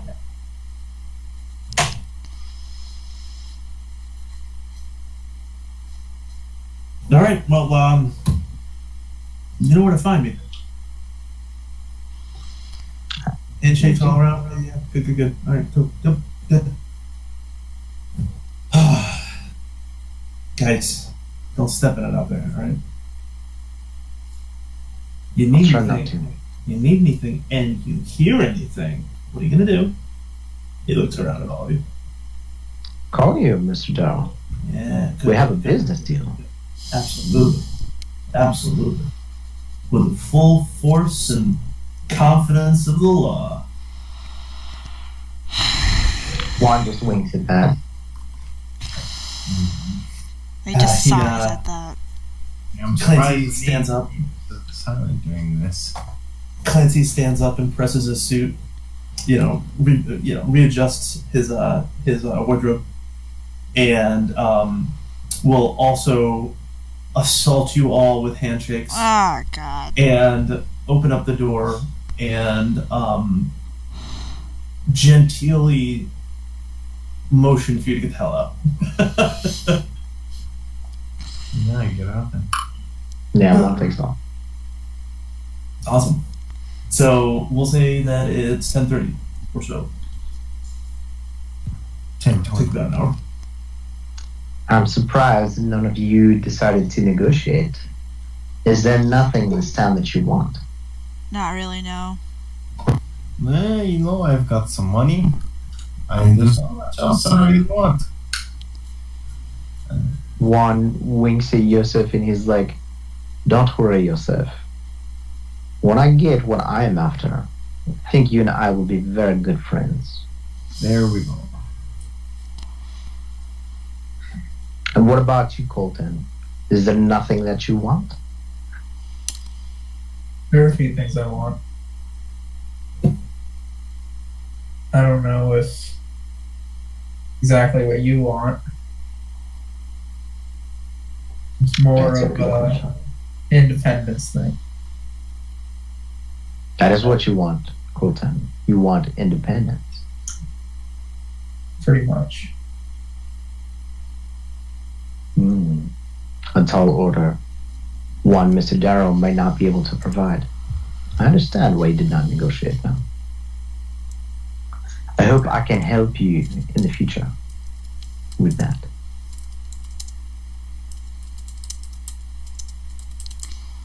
I hope you can too. We don't. Do we need to get anything done right now? Out of character, I'm saying this. No, there's nothing on the agenda. All right. You've got, so if you want to recap as to sort of the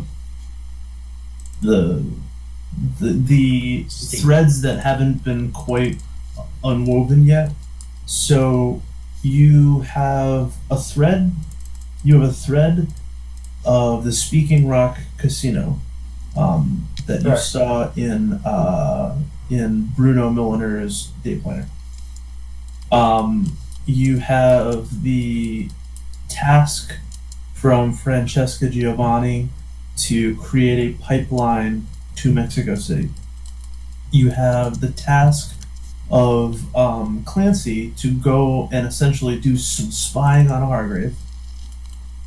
And I think that's pretty much the breadth and width of it. Okay. I Right feel now- like spying on Hargrave will be very difficult.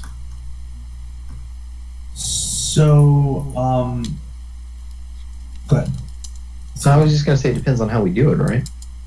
So I think if we, in any of those three things, we need to devise a plan. And, we're not just going to go like fucking hang out around Argrave's house and like peep in through the windows, but, there are definitely things we could probably do there. I feel like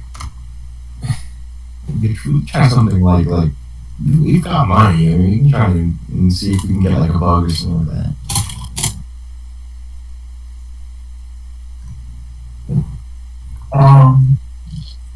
Sorry if I go off and do something. Yeah, for sure. Absolutely. All right. I'm just going to say to them, I'll be back, and then Where are you going? personal business. The camera cuts for a moment, and it's just Alan with a fly on it. And it cuts back. Oh. I'm going to, for one, get a couple envelopes.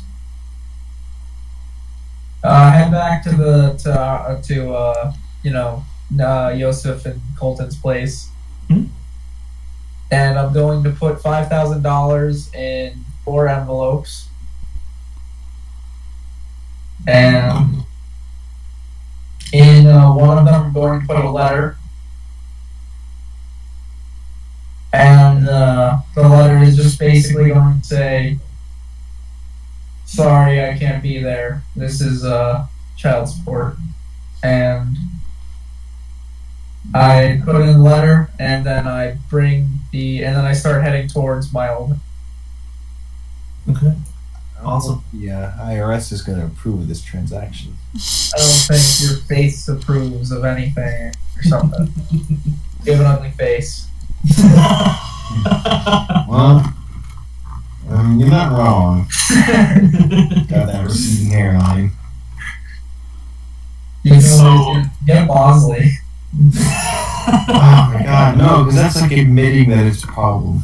You just admitted it was a problem. It's like there, but I don't want to acknowledge it's actually a problem. by fixing it. Because then the neighbors will know and everything. I mean, oh, Jesus. So, you divvy up all of the cash into the appropriate envelopes, and you write your note, and you start walking out to the car. And I assume that Yusuf allows you free reign of the vehicle when he's not using it. So, Yep. okay. As long as he doesn't scratch it. Like you can ever tell. I can tell. So you hop in the vehicle, and it's an old tired thing. And after a little bit of coercion, it finally turns over, and you start driving off in the direction of your loved ones. And do you play the radio? You drive in silence. What are you thinking about on your way there? Probably contemplating silence. Good, there is no. So you're ruminating, and it's a silent car ride for about 20 minutes. And finally, you get to the house where you know you'll find your loved ones. And it's a quiet night at this point. We'll assume that she lives in a suburb, a nicer suburb, so things tend to quiet down sooner rather than later. Probably an in bed by 9 community. And it's 10:30. Well, it's probably about 11:15, 11:30 at this point. So nobody's out on the street. Just quiet night. There are some interspersed lights in houses, so you've got some night owls. But for the most part, everyone's asleep. All right, yeah. I just pull up the car to the curb right in front of the house, and I get out of the car, take a few steps towards the house, and then just kind of stare at it as memories and flashbacks play through my head. Yeah, it's a familiar place, but yet there's also this sense of unfamiliarity. It's like you're looking at something you're very familiar with, but it's from an entirely different angle that you've never viewed it from before. Yeah. It's this weird admixture of familiarity and I'm now an outsider looking in. Right, exactly. Yeah, I just kind of sigh, even though I don't breathe or whatever. And I head up to the door, and I shove one of the envelopes through the mail slot. I start to walk away, and then I just kind of groan and then turn around and shove 2 other ones through the mail slot. So it's a mail slot that has like a little it has that little drawer on it has the little shutter on the top. Yeah. And so you pull it up, and you can choose not to do this if you like, but you lift it up, and it has the little protest, like a little metallic screeching protest, and you drop the envelope in, and then as you begin to walk away, you just drop the little shutter, and it just goes clink, and it's like a punctuation in this for you. It's louder than anything else in the ambient area, so that loud noise is really just like a period at the end of a sentence. And then you sigh, and you turn around, and go and you put the 2 envelopes back in as well. Yeah. Is there before I leave, is there anything else new about the home? No, it's pretty much just the same as you left it, which makes your heart ache a little bit, I imagine. Yeah. No, it hasn't changed.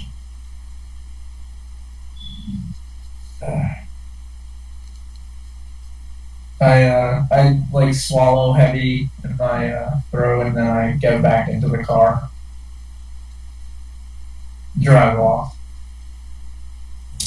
And as you turn around the corner, you can see that the house remains in view, and you get a little last glance, and it is as it was. And you turn the corner, and you still feel the emotional pull of the house. It hasn't gone away. A single bloody tear rushes down my face. No. It does. So it's about 11:30. What are the rest of you up to? Any plan? Well, I mean, I have no car, so. Need some wheels, man. Well, you got 20 grand. That's true. Wait, did you ever did they ever split for Nate, or because That I don't know actually. We did. That's fine. and how much did he get technically? 20 grand. 20 grand. That is a lot of money. Okay. Alright, well, looking at Nate's character sheet, he hasn't eaten or drank from anyone in a while, and I probably need to do that. That'll be really interesting, actually. I'd really like to explore that scene. So, Ooh. I hope you say something. Nate's got a little rumbly in assembly. Walk us through that, Dark. Like, walk us through Nate. You have quite a bit of narrative control right now. Right. How do you foresee Nate's feeding going? Honestly, this is Nate doesn't like this part of what he's become now. This is the part he waits till the last possible thing before it becomes too dangerous for him not to eat. So, have you learned that lesson the hard way? Because this was an imposition on you. This entire state of life, or unlife as it were, was an imposition on you. And while you do shoulder the burden pretty magnificently, it is still a burden.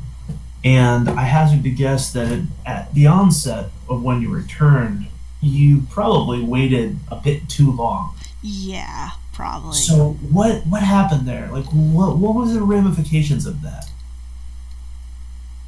Did you frenzy and kill someone? Did you just go without? What did that look like? It was a sorry sight, to be honest. I would imagine. I think he would almost kill someone. He would definitely have almost killed someone, but he didn't. He just What stopped him? either, I don't know, probably the person managed to get away, or somehow it was just a coincidence that he didn't die. It was just a luck type thing instead of something he stopped and realized how messed up this was and how he needs So it was it's as if fate was smiling upon you to be able to save your soul. That there was some, wrinkle of fate or wrinkle of, dumb luck that the man was able to get out of your clutches, or the woman was able to get out of your clutches before you drained he or she dry. basically, yeah, dumb luck was Okay. Alright, awesome. So now you're at it again, that the monkey's on your back and it's not getting off. And the night is still pretty young. It's about 11:30 at night, and the club scene is just starting to get to its fever pitch. You know that the homeless are out and about doing whatever it is that they do on the streets to survive. You know that there are people being trafficked back and forth. right. Now, this night, as every other night, you know that there's blood pulsing through the city, and it's really just your choice of which vein to tap.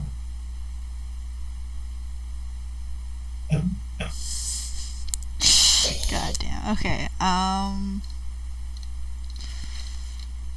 Trying to think. He would definitely not go to a club scene. I don't think that is Nate's scene, as easy as that would be to bite into someone in that place. He would. Trying to think.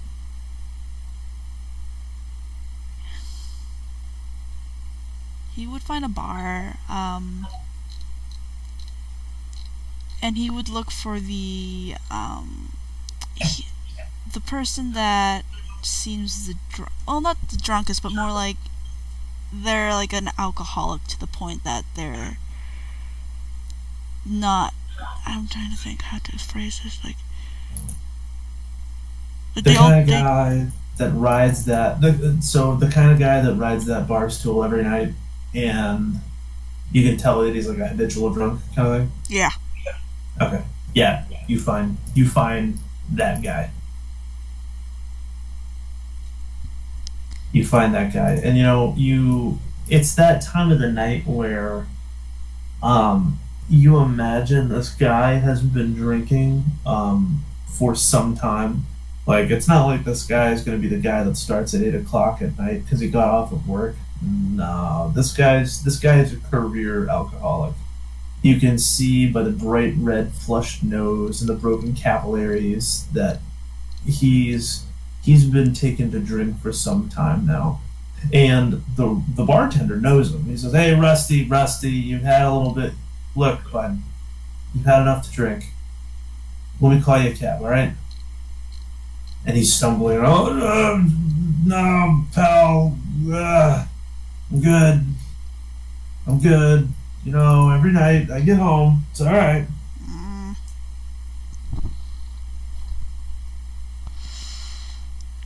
And that scene's playing out in front of you. You get the feeling that this guy's obviously a regular, and the bartender cares about him. He wants to see him get home safely, but he also realizes that it's not going to take the guy's keys, and he's not going to put him up for the night. So, unless the guy waits around for the taxi, his hands are kind of tied.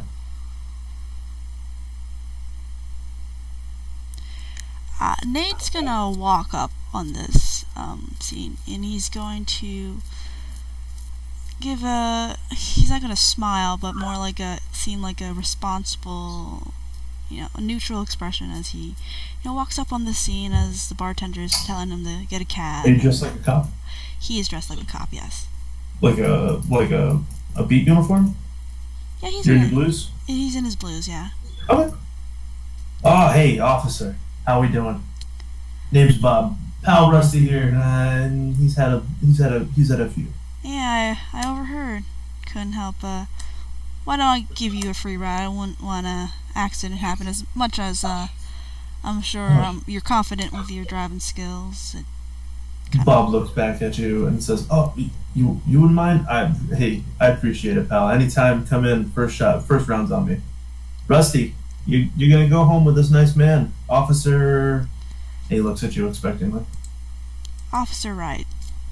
Officer Wright, yeah, Rusty. Officer Wright is gonna take you home, okay, pal? Yeah, okay.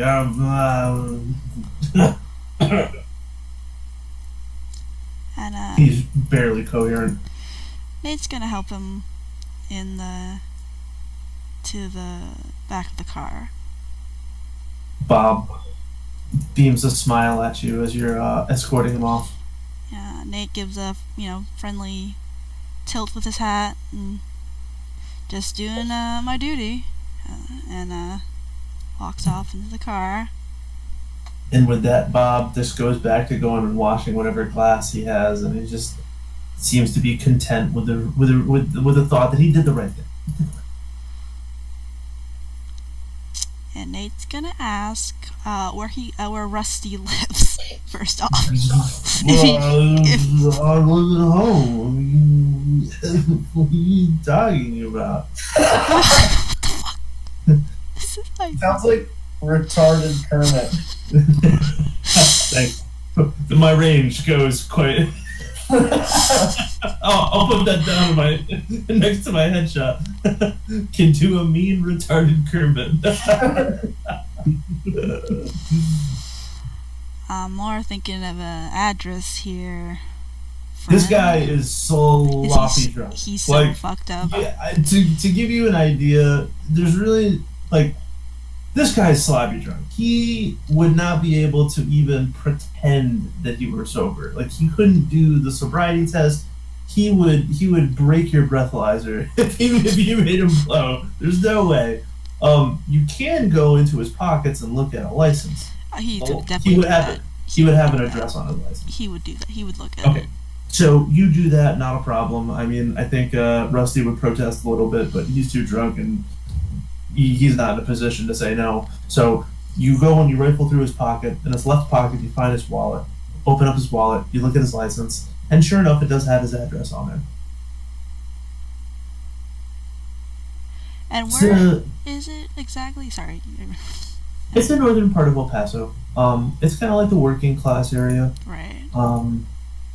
You know, in times when there was more manufacturing in El Paso and indeed the United States at large. That's really generally where the blue collar live in northern El Paso, and it's not quite a slum. It's not quite a ghetto. It's not quite a trailer park. But if times got a little tougher, if people had to tighten their belts a little bit more, you imagine it wouldn't be too much of a push to get this area to that point. But it's where the working stiffs live. Right. Well, he's definitely not gonna drive there right away. He's going to try. He's gonna find a place that he knows is like a place that no one would come around and snoop in. Or You would know better than just about anyone else where to go, because you're a beat cop, or you were a beat cop for a significant portion of your career. So you know El Paso pretty much up and down. So you find an old abandoned supermarket parking area, like parking lot area, or let's call it like a little turnoff in the middle of nowhere. It's kind of like on a not a rural road, but it's one of the circuitous ways to get up to northern El Paso. It's not a direct line through the city. It's one of those 3-digit highways that it's on 138, and there you go. Alright. So you're taking the scenic route. Yep, he's taking the scenic route. Not that the guy would notice, given how fucked up how fucked up he is. He's And gonna... Rusty's making small talk back and forth, or at least trying to.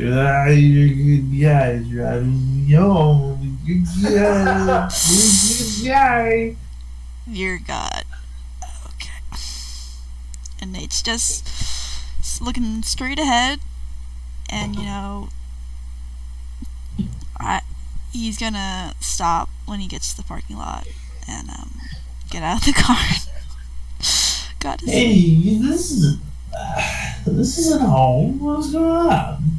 Just a side stop. I'll be right back. Just a second. Oh, detour. Okay, all right.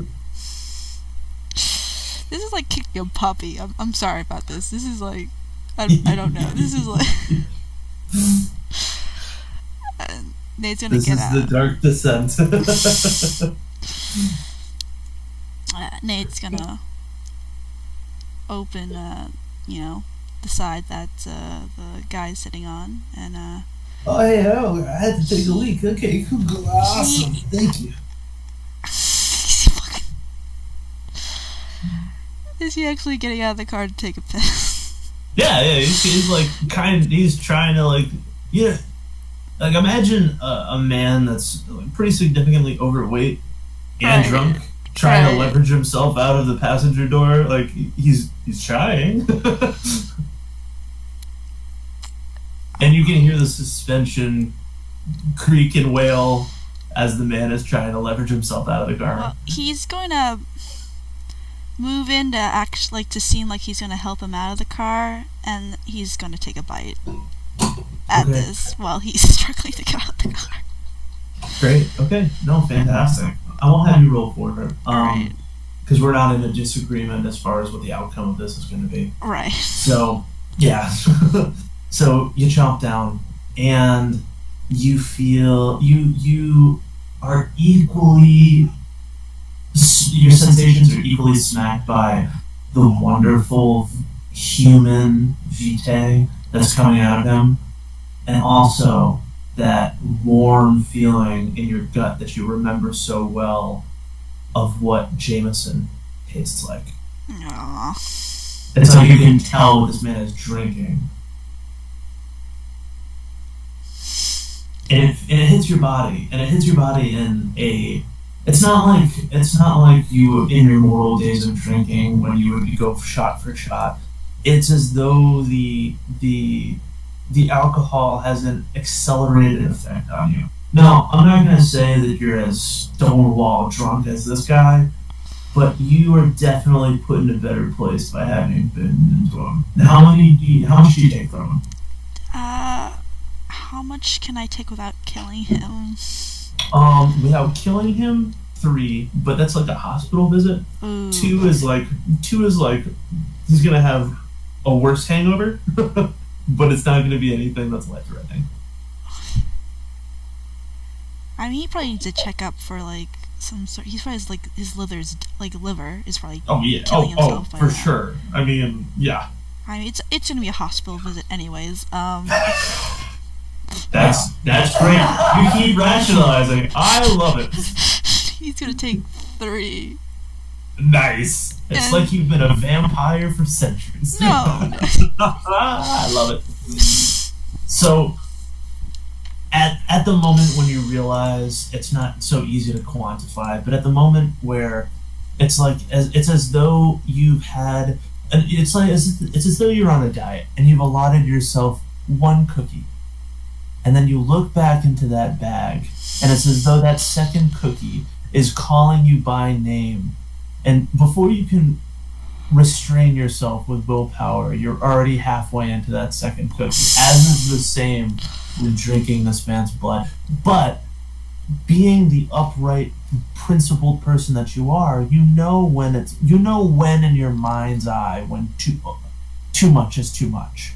So you realize that you might have inconvenienced this person. You might have sent him to the hospital, but you know what? That's probably a good thing. Hey, you know what? This guy probably needed to go to the hospital. I mean, look at the broken capillaries on his nose. Look at how flushed his face is. I mean, you're probably doing him a favor, really. Yes. And he slumps back down into the car. And if he was drunk and docile, if he was drunk before, now he's drunk and on sedatives. He's really not even conscious. He's going in and out of consciousness. He's making noises, but he doesn't have all of his faculties, suffice to say.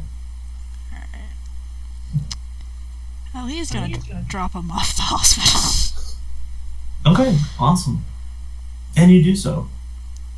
And, you know, what do you say when you drop him off? So the first responders that come out and you wheel him into the emergency room or the trauma unit, whatever.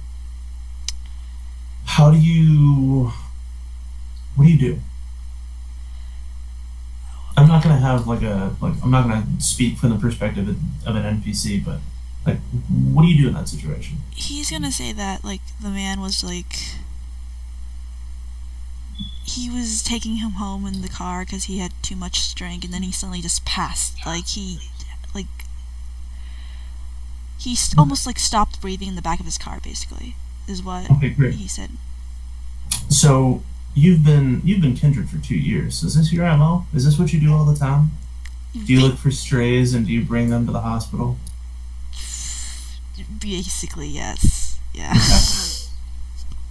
You see a very familiar woman behind the desk. She always seems to be working the same hours that you're working. Her name's Jessica. And you guys have a bit of a rapport back and forth. She likes you. You can't tell if it's a romantic interest or just a platonic one, but she likes you. And she looks back at you and she shoots you a wry smile, a knowing smile, and she says, "Pick up another stray."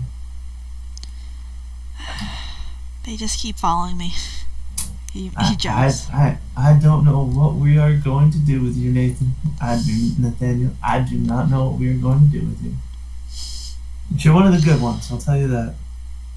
I'm just doing my job as he tilts his hat a bit at that. Good and modest, you are, Fetch. I don't know why she ever got rid of you. And she kind of looks down furtively at your left hand.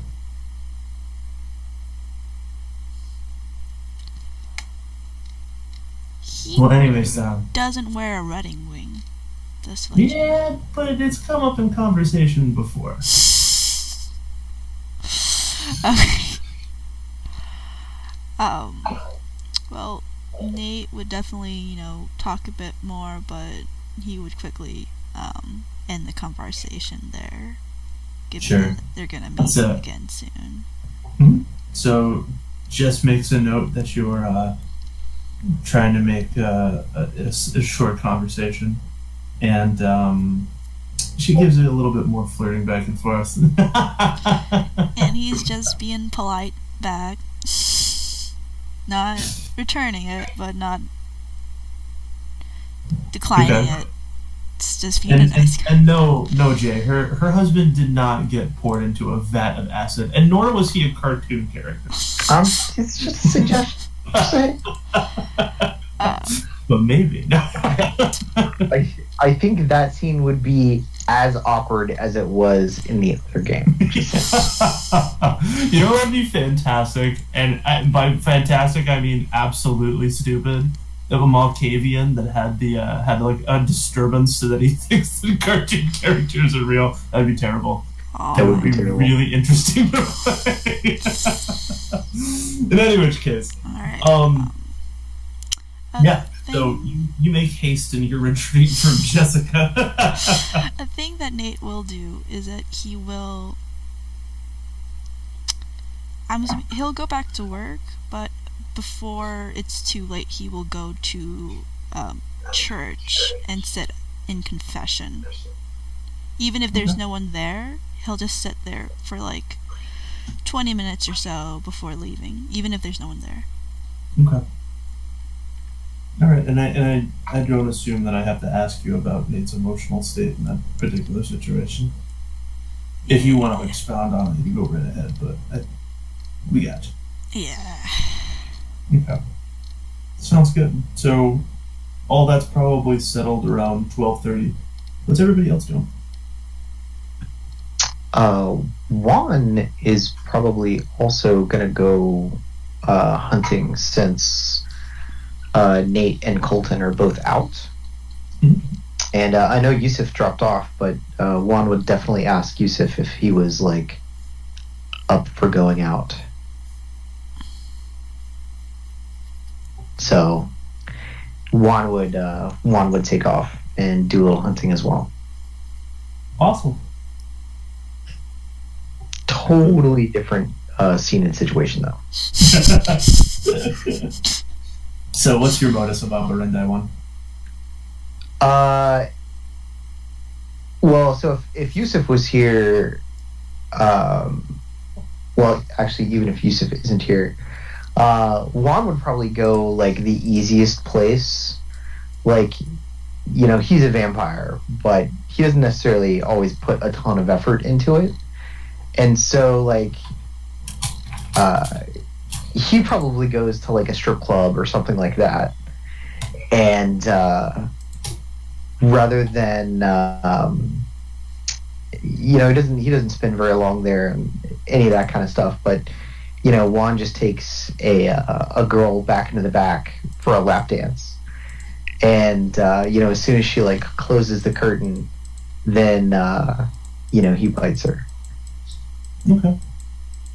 Yeah, awesome. And you're a pretty good looking guy. It doesn't seem like it's much of an imposition on her.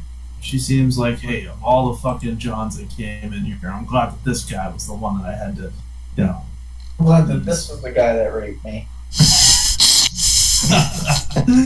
So the scene unfolds just how it's formulated in your mind. You bring her on in the back, and 5 minutes goes by, one song goes by, and that's probably another song, and then it's probably another song just to do the feeding itself, and then the rest and recuperation afterwards, because after you've fed on a mortal, you know, it's about 5 minutes while they're just dead to the world, or in such a state of ecstasy, or just their mind has been altered so profoundly that, you know, they don't know which way is up, down, sideways. So you have the booth alone with this woman for probably about 10 to 15 minutes. No one comes in to say anything. No, I mean, Juan's this is probably usual. regular. Yeah, okay. Absolutely. Have you been with this woman before? Yeah, probably. Yeah, Do people kind of know the score, you know? Like, hey, he's a probably, good... yeah. He's not a bad guy, you know. Ruby vouches for him. And, you know, I don't know what he slips with. Jesus Christ, I'm on cloud 9. So anybody that wants to get fucked up knows wants the gentleman to see. And as far as these girls are concerned, it's like, all right, shit. Okay. He wants to get me blazed for free. Cool. Pretty much. And I definitely see Juan as like somebody that would, you know, occasionally like take people here, and you know, he's good to the girls. Yeah. And that's something that just he has in his personality. And so yeah, he gets them fucked up, but he also like brings in clientele, and he'll even, you know, like rent out the back room for an hour or two and like have a couple girls dance. And, you know, maybe a business deal goes down, there's probably like coke or meth or something like that. Like, he's free with it, and he treats the girls well. And they like you. But, you know, so the joke is that the love of a pimp is very different than the love of a square, but it's like, you're not a nice guy. Not really, but you are to them. In that they know that you're not some regular John that they could roll. So there's that respect and that latitude that's given to you, but they also know that you don't need to be as nice as you are. So they respect that quite a bit, and they genuinely like you. No, they're not going to do you any favors for free necessarily. Without, you know, I mean, you Nothing's brought for some free. social capital. Put it that Sure. way. Yeah. So Juan just takes a couple blood points, and you know, he sits with her while she's recovering, and you know, he probably like chats with her about her kid and going to nursing school, and you know, that kind of You thing. hear that organic biology's a bitch. Yeah. Twitters are not. Yeah. So, yep. No, that's good. And then Juan will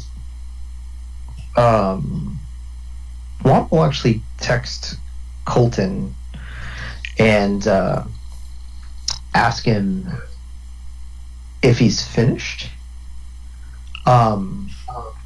But the other thing that he does is, you know, Juan has kind of worked a little bit for the sheriff before.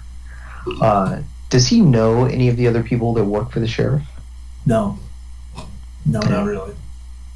Hargrave has always spoken to you directly, very curtly, and it's generally been something that has not been openly expressed, but basically it's, you're the guy that does the dirty work. You're not a deputy by any stretch of the imagination. Oh yeah. And you get the feeling that he understands who he's dealing with on multiple levels, on both the criminal element as well as the more kindred centric. Like, he knows that you are not as you are pretending to be, but he never calls you out on it. It's this understanding between the both of you that, yeah, you know what, I'm not going to ask and you're not going to tell, and we'll leave it at that. Perfect.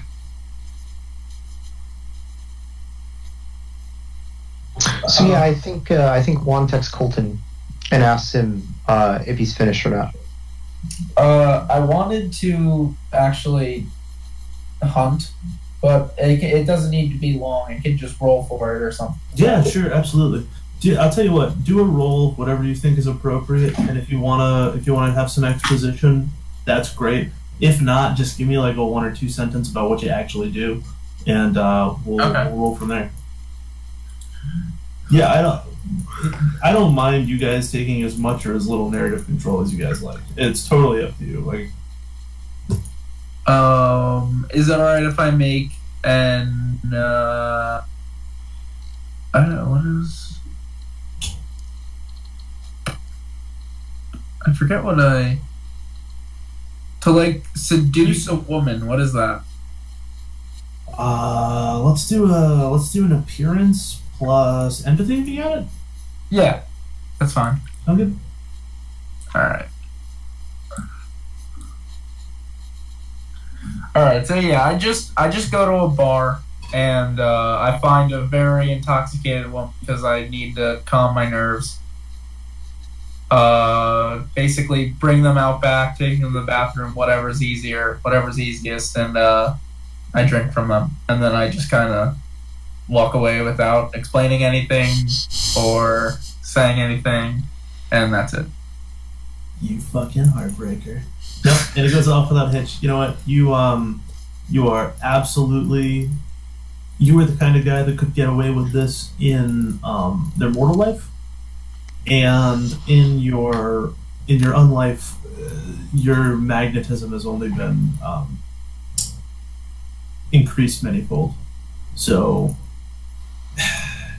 what might have gotten your blood pumping in your mortal life has become so routine that it's like the echo of an emotion that, man, this used to get me excited. It's not even just, like, he doesn't do it for like the sexual reason. He just does it because it's his best outlet for it.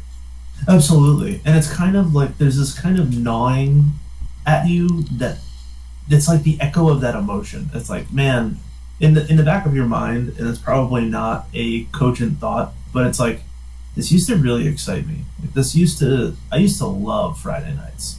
And now it's like, this is just what I do. This is sustenance. It was a hobby that turned into a job. Yeah. And that's where you're sitting with it. Yeah, so I just take 2 points, and then that's it. Awesome. And then I text Juan.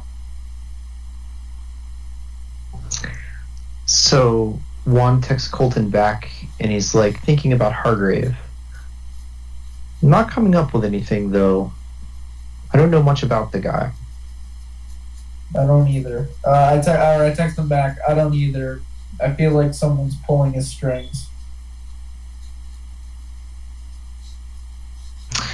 So Juan texts Colton and just asks if it's okay to meet back at his place.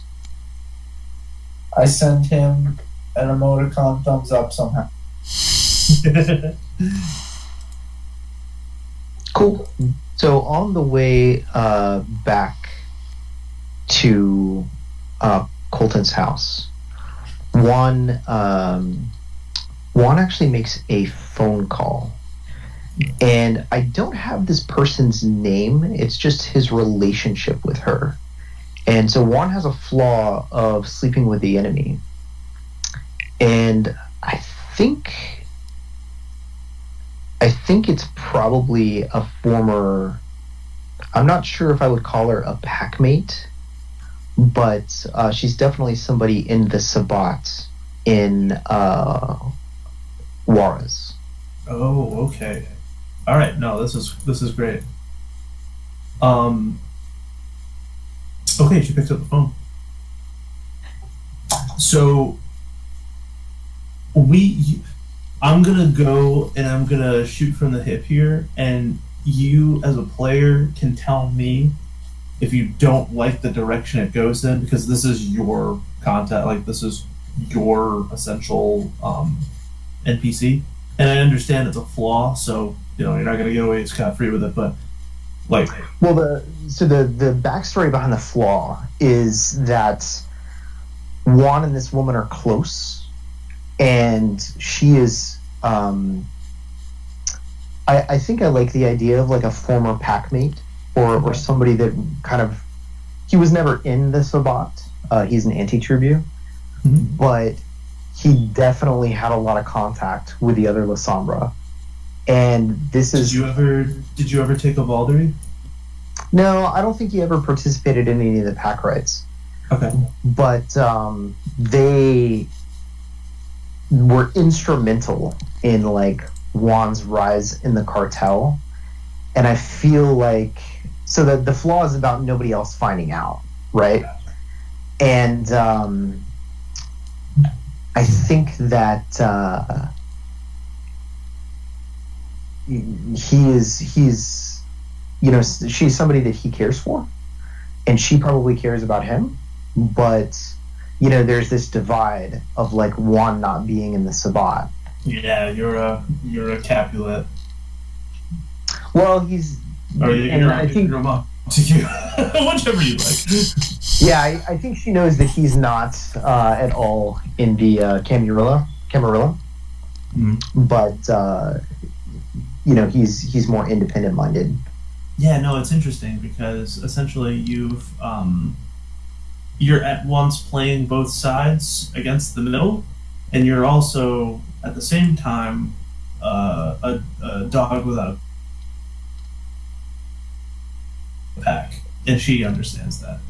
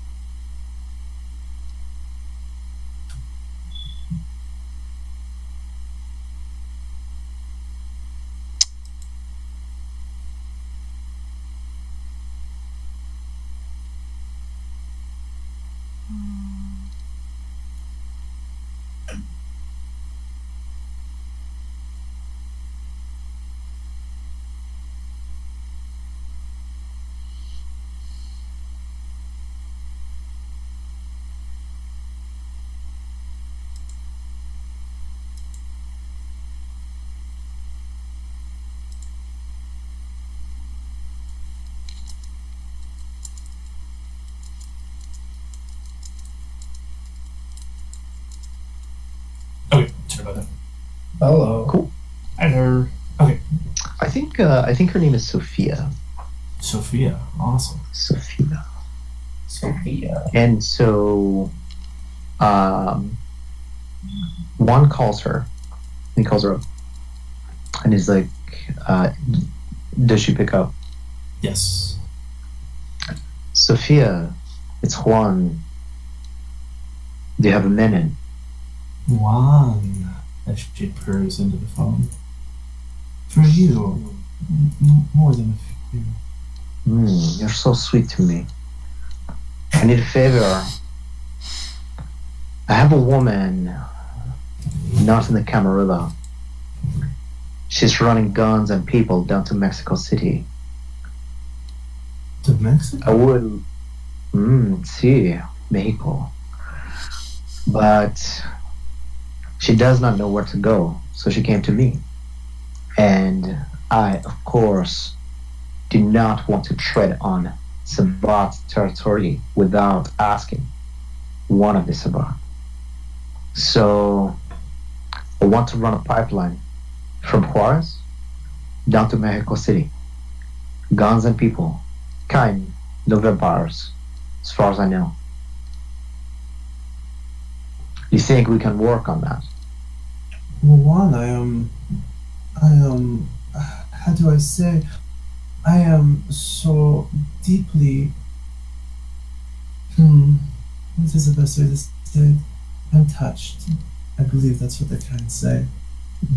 Sophia, Call and reveal your plan to me. I don't know whether I should take it at face value or realize that you knew that I would figure it out anyways. So, yes, let's talk, darling.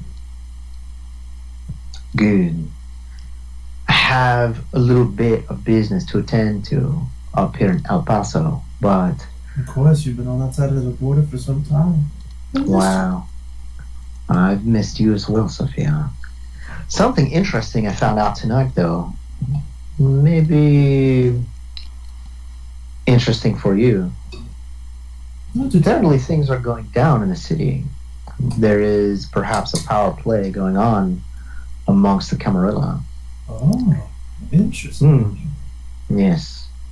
The Princess Seneschal and Princess Sheriff seem to be at odds. So she makes a slip up, and I don't want to make the slip up unless you pick it up in a roll. So make a roll for me. Whatever you think would be appropriate in catching a slip up in conversation. She says something, and she halfway through a name realizes she shouldn't say it. So roll whatever you think is appropriate for that. I would say just perception plus awareness, if that's all right. For me. 5 successes. Oh yeah, you got it. So she says, when you say that information, she says, "Oh, that's interesting, Gabriel." And she swallows the rest of the name. And you know the name. The name's Gabriel. And in your game, I remember when I went back to the pawn shop for the doors. This is kind of that situation. Wasn't necessarily expecting this to come up, but so she realizes that she said too much, and you recognize the name. It's Gabriel. Gabriel was a man that was of some rapport in your Sabbat pack.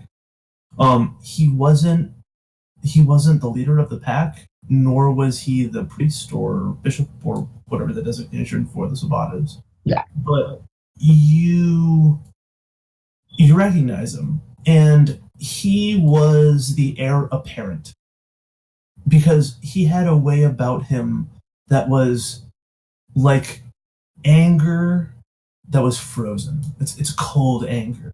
He has this deep and abiding hatred of something across the border.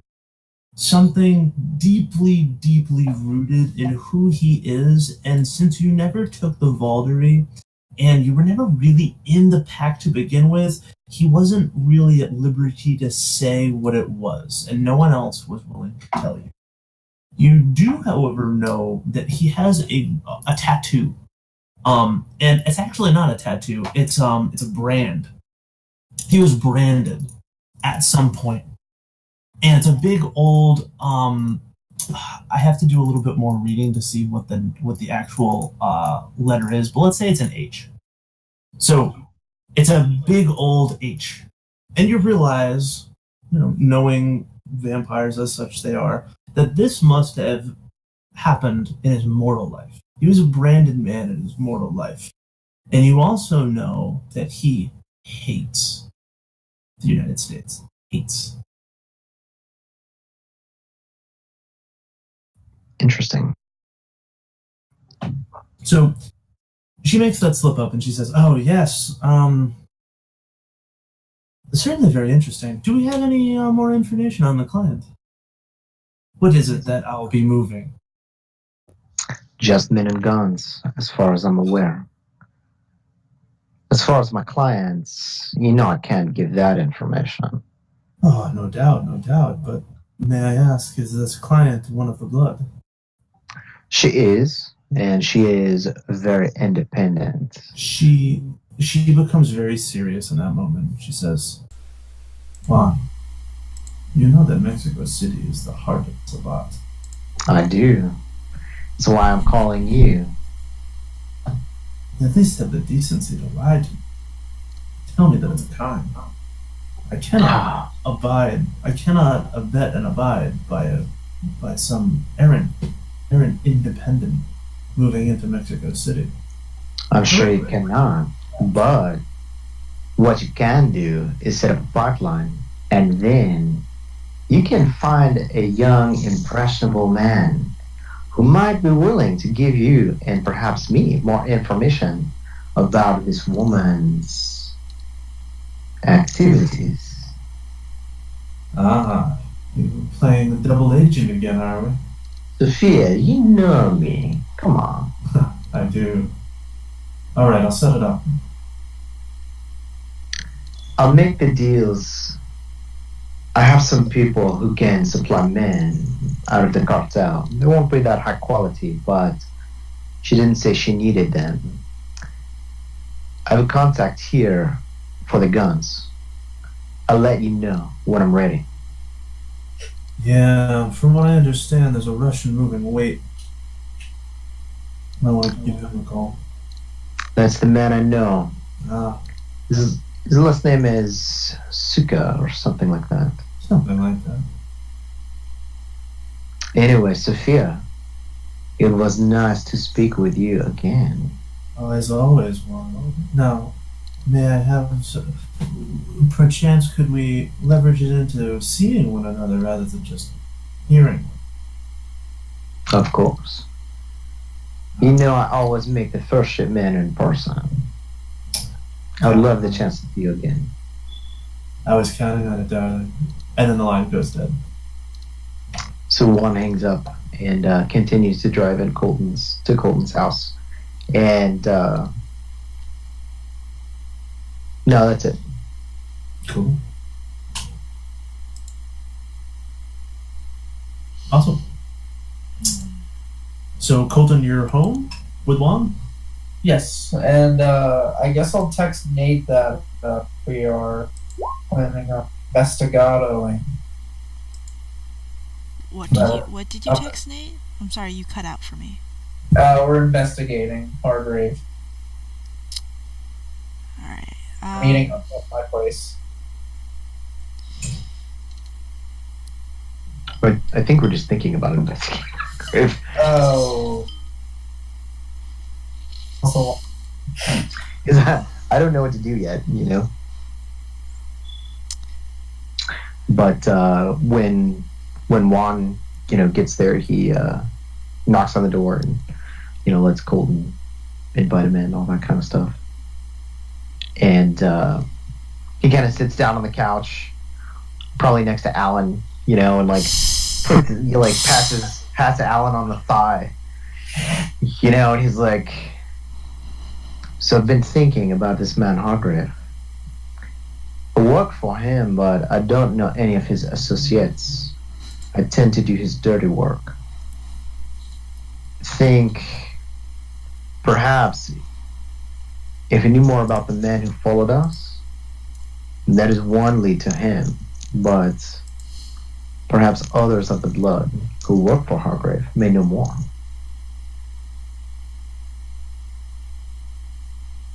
do we know of anybody that Hargrave is connected with? Possible enemies? So, Nate, you will get a list. I just, as a storyteller, need to write it. Right. So you have it, but give me a bit. Okay. Give me a week.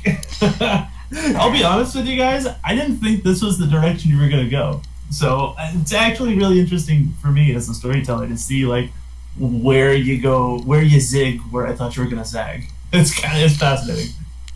Wait, what direction are we heading? Do you mean? Investigating Hargrave. Oh, okay. We would never touch that with a 10-foot pole, but here we are, touching it with our fingers. Poking. No, it's fascinating. It's awesome. There's no wrong answer, right? I mean, if it was we're gonna bust into Elysium and fucking kill everyone, all right, that might be a wrong answer.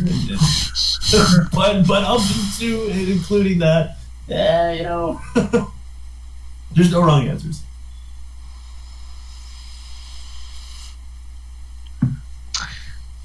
One thing I could do is perhaps text Hargrave and see if he has any more work for me. Dirty work.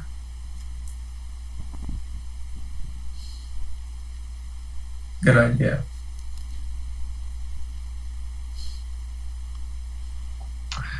So Juan will text Hargrave, and he'll just say,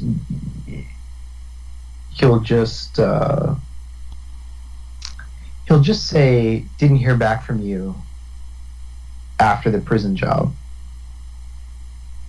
Got anything else for me?" ? So you send off the text, and you don't hear anything back immediately. And I assume that you go back and having a conversation with the rest of your coterie. And let's say that a good 20 minutes goes by, and you'll get a response back. It'll be a text message, and it will be something like, let's see. Looks like you did some wrangling. Something may be arranged. Meet me at the corner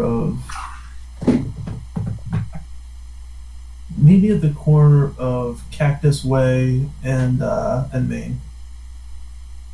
And he'll say tomorrow night at 3. Juan just texts back, consider it done.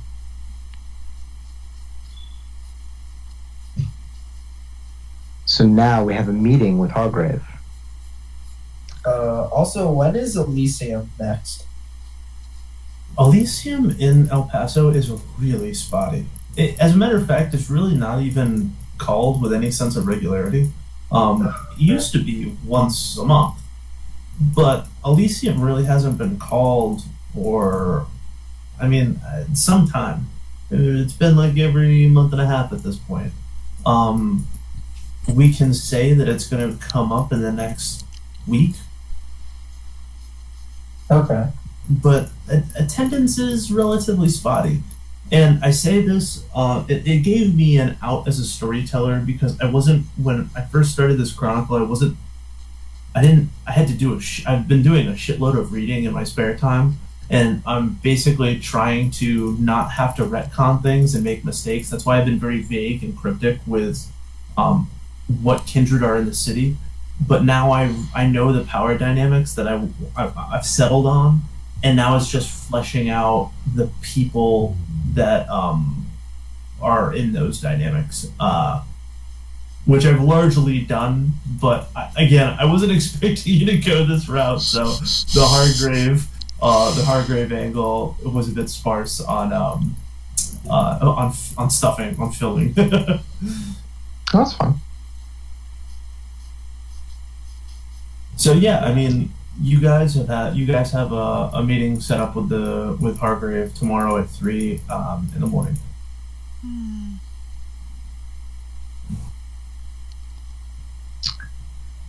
So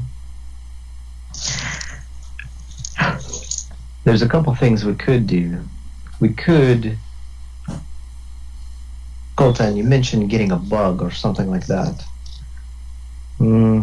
I feel like Hargrave would be, if he's as old as Clayton says he is, I feel like he would be suspicious of things like that.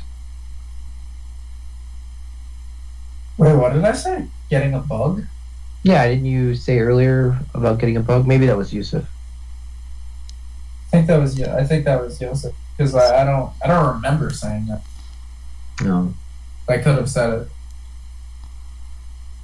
Yeah, I heard something about a bug. I don't know who said it, but I heard something.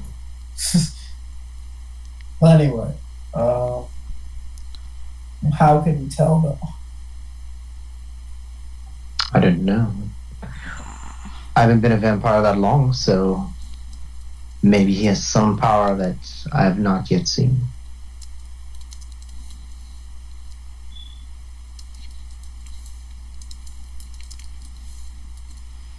Is Nate there right now, or did they? Yeah. No. I texted you about it, so. All right. I guess he can swing by. Yeah. Yeah, cool. We can stop at the corner before. It doesn't have to be on a person, but a location or an item before the meeting. You know what we could do? We bought that camera to look at the post office where Hank was leaving the money. We could go get the camera, set it up early, hope to capture his license plate, start tracking him that way, but I don't know how useful that would be.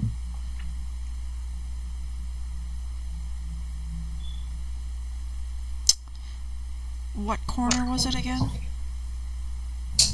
Cactus and Main. It's a pretty predominant. It's like not quite downtown, on like the outskirts of downtown. And it's a pretty heavily trafficked intersection. Yeah, a bug would be shit there then, because too many people would be around. Not necessarily. I mean, between you and Colton, like you guys have probably worked with wires before, and it would present some difficulties, but you could probably pull it off. We could, yeah. Also, you got a police uniform that lets you do a lot of shit. That's true. Yo. That's also So, you are all aware, like it's not been spoken out about explicitly, but like generally speaking, the sheriff is a physical specimen. If it came down to tangoing, he'd kill y'all. Yep. Yeah. Just so you know. No, we expected that. Yes.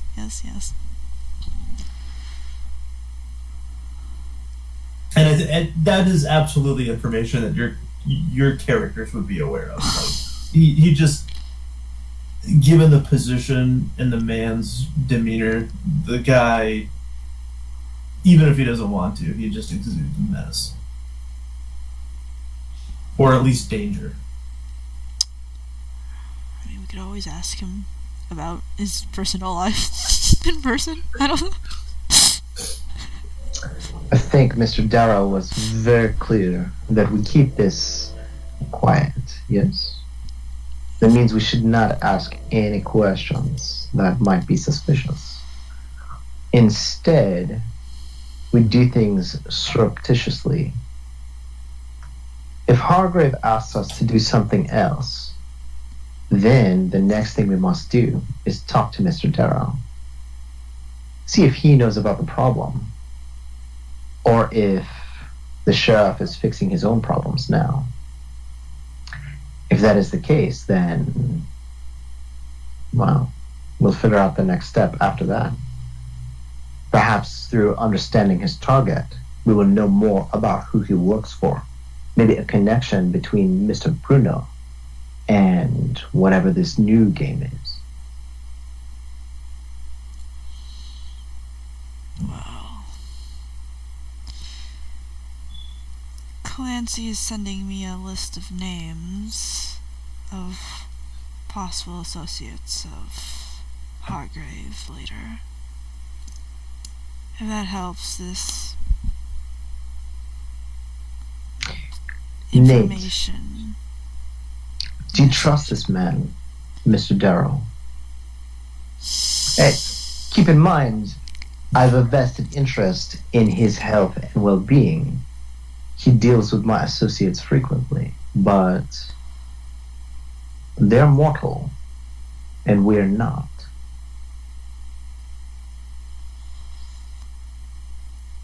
If it helps in all of your dealings, Nate, with all of your dealings with Clancy, I mean, he gives off the vibe of being slimy, Right. and you've seen him do some slimy stuff. Yep. However, he hasn't ever done you wrong.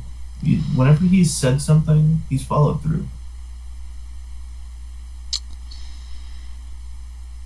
Well.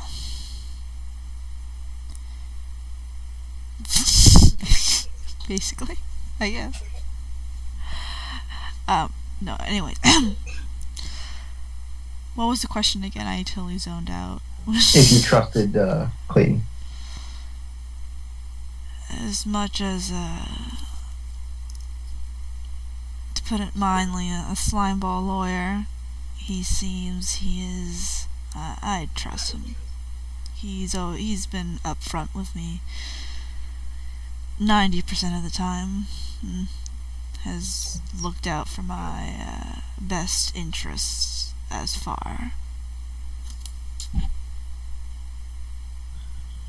But you know he makes his living getting criminals. I am well aware of that. And yet still you trust this man because he has not done you wrong.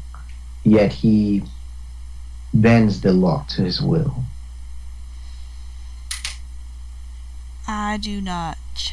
I cannot control the law.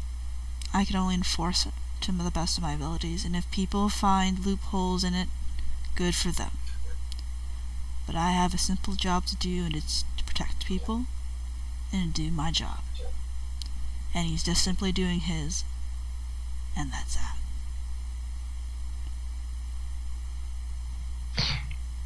You know,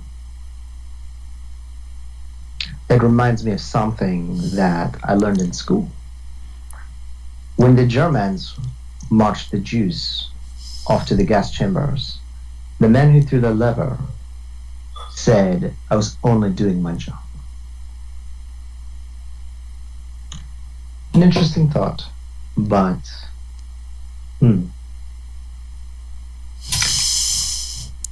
So then, where do we go from here? Wow. So, Josh, Juan was simply pointing out No, I know, but I love it. that always following the law or always doing what you're told, it can be bad. Oh, of course. Yeah, no, absolutely. Juan is a regular old Robin Hood. Oh, yeah. Something. And it is just glaring. It's like, it's not a friendly. It's like, no, it's not. Pretty sure that Juan's like neutral evil. Yeah. Yeah, pretty much.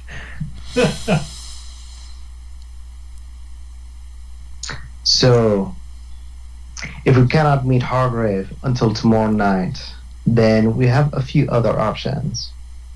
We might go check the casino. Perhaps pick up a lead there. I think we may leave Hargrave until then, yes? Sounds fun to me. Fine. If you disagree, Nate, it's fine. I just don't know where else to go. And I would not wish to while away what nights I have left with nothingness. No, that's a logical conclusion to go to investigate the casino. Thought you all know more about it than I do. I only know the name and the date that Mr. Bruno went there. He went there a few times, but didn't really say who he's meeting or for what purpose. Do we know if this is like a Native American casino? Yeah, you do, and it is. Okay.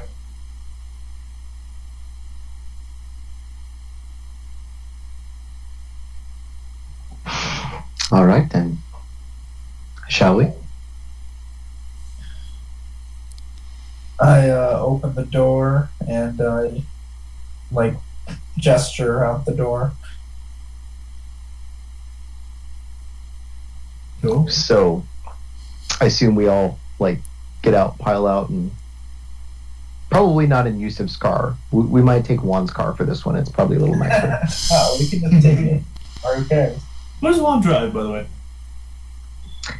He used to drive a Chevy Nova, and now he probably drives. Technically, he doesn't have any resources, even though he now has like $35,000 or $40,000.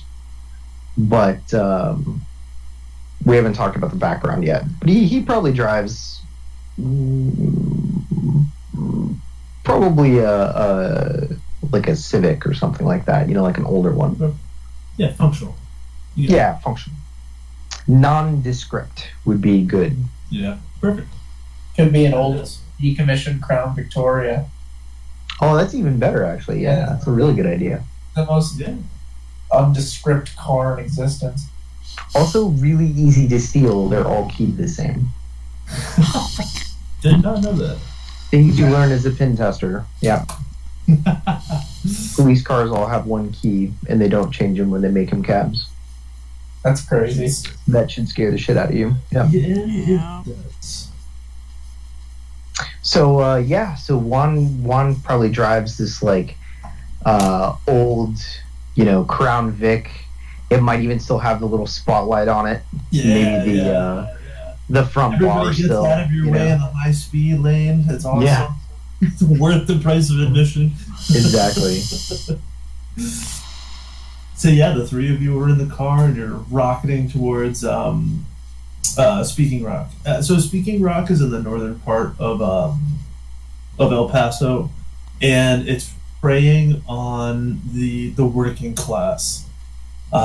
Speaking Rock is owned and operated by the indigenous people, and they're called the Tiwa people, Tigua, but it's pronounced Tiwa. And beyond that, you don't know too much about it. It's a old familiar haunt of the degenerate gamblers in the El Paso area. Cool. Excellent. So we get there, we pull up, and Juan gets out and like straightens his suit. Probably actually leaves his gun in the car for this one, just because casino staff are usually pretty well trained, and locks the car up and all that, and heads in. Awesome. You it doesn't take you much to look around. That you are probably the most well-dressed person here. You see a bevy of people, all men, women, all shades, all on the spectrum of geriatric. They've got oxygen tanks. They've got wheelchairs. They've got walkers. I mean, these It's Reno. people. You're describing Reno. Absolutely. Yes, it's the littlest, Perfect. the biggest little city in the world.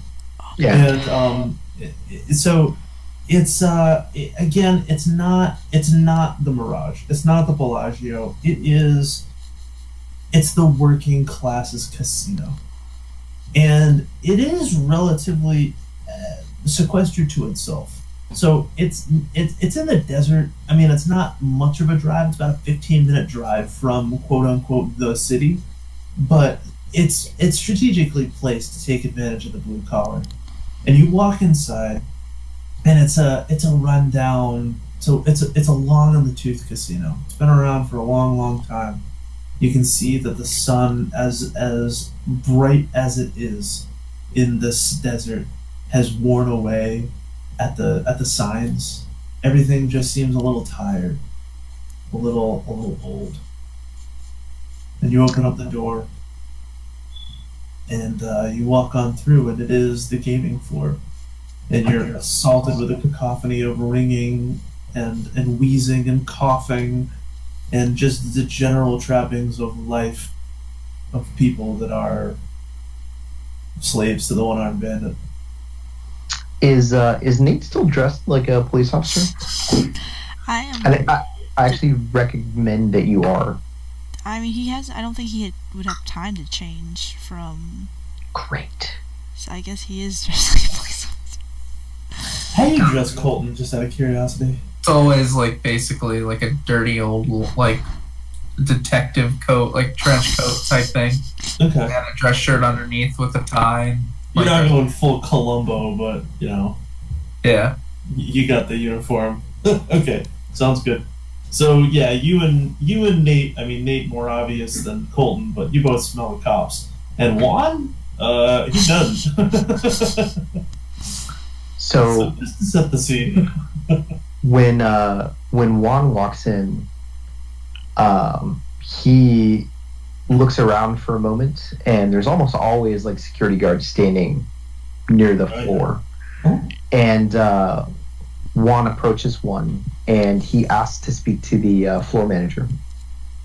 The cage. The floor manager. Sorry, not the cage manager. Okay. You want to talk to Charlie, or do you want to talk to Charlie? I'm sorry, that is private business, but we would like to ask some questions. All right. He goes and you see that he presses into his little earpiece thing. Hey, Charlie. Yeah, some people are asking for you. You seem, I don't know, serious. Okay. Alright. Yeah, hey. Go on back into the food court. We'll be waiting for you there. Perfect. Thank you. Yeah. And Juan looks back at like Nate and Colton, and Juan apparently like has this whole plan, and he heads off to the food court. Nate's gonna hang. He's gonna hang back a bit. He'll follow, but he won't stand so close to the. Alright, so you're giving him a good 20 feet. Yeah, and just looking around and. You're kind of out of place here, but not really.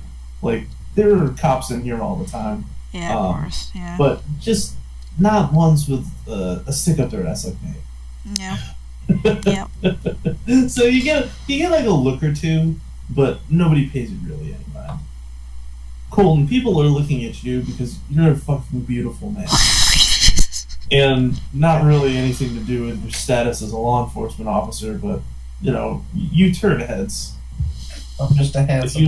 If you want a lifetime supply of baked goods, my friend, you would have grandma's baking you shit left, right, and center. Oh my god.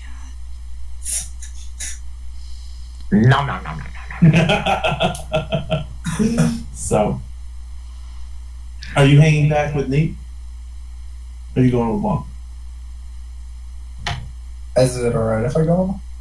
Yeah, of course. If you want. Alright, I'm going.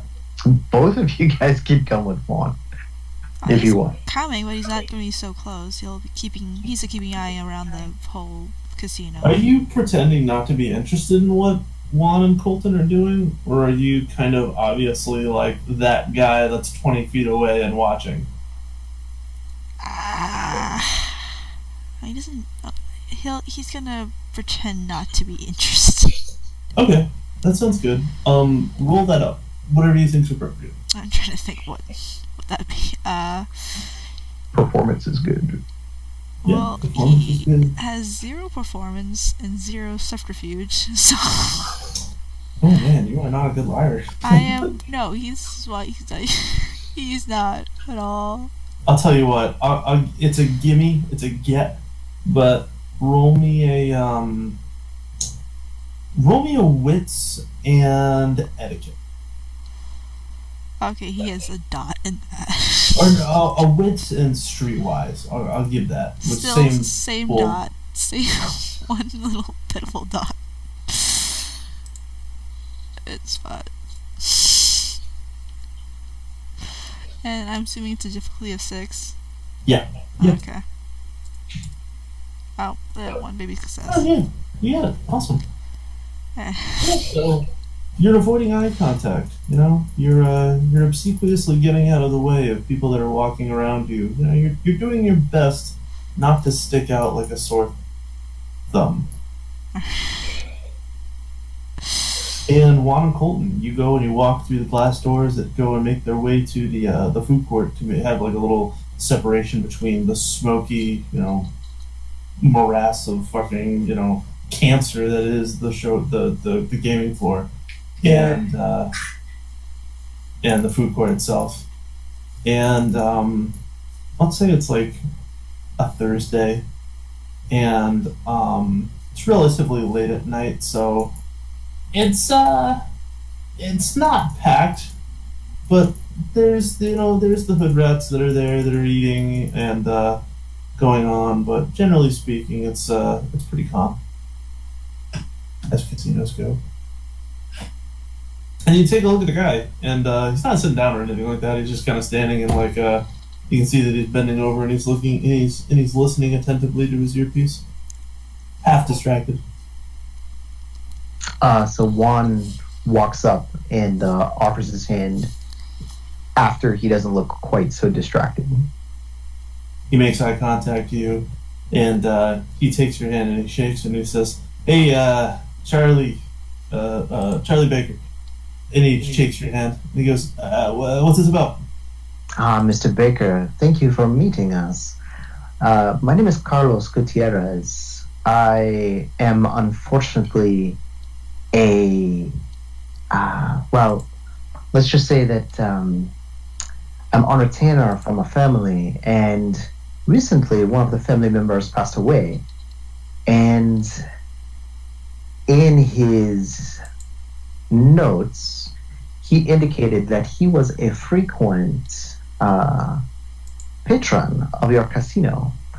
And as I am collecting information in regards to the estate, and he gestures to Colton and back to Nate, who much more obviously a police officer, right?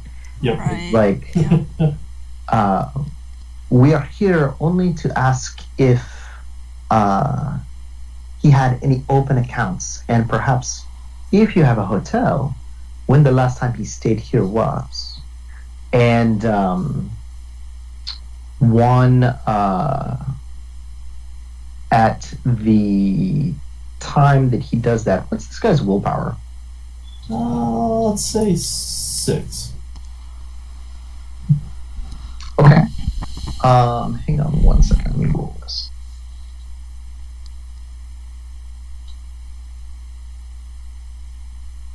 And I am going to spend a willpower for this, by the way. This is the Forgetful Mind, real quick. Sure.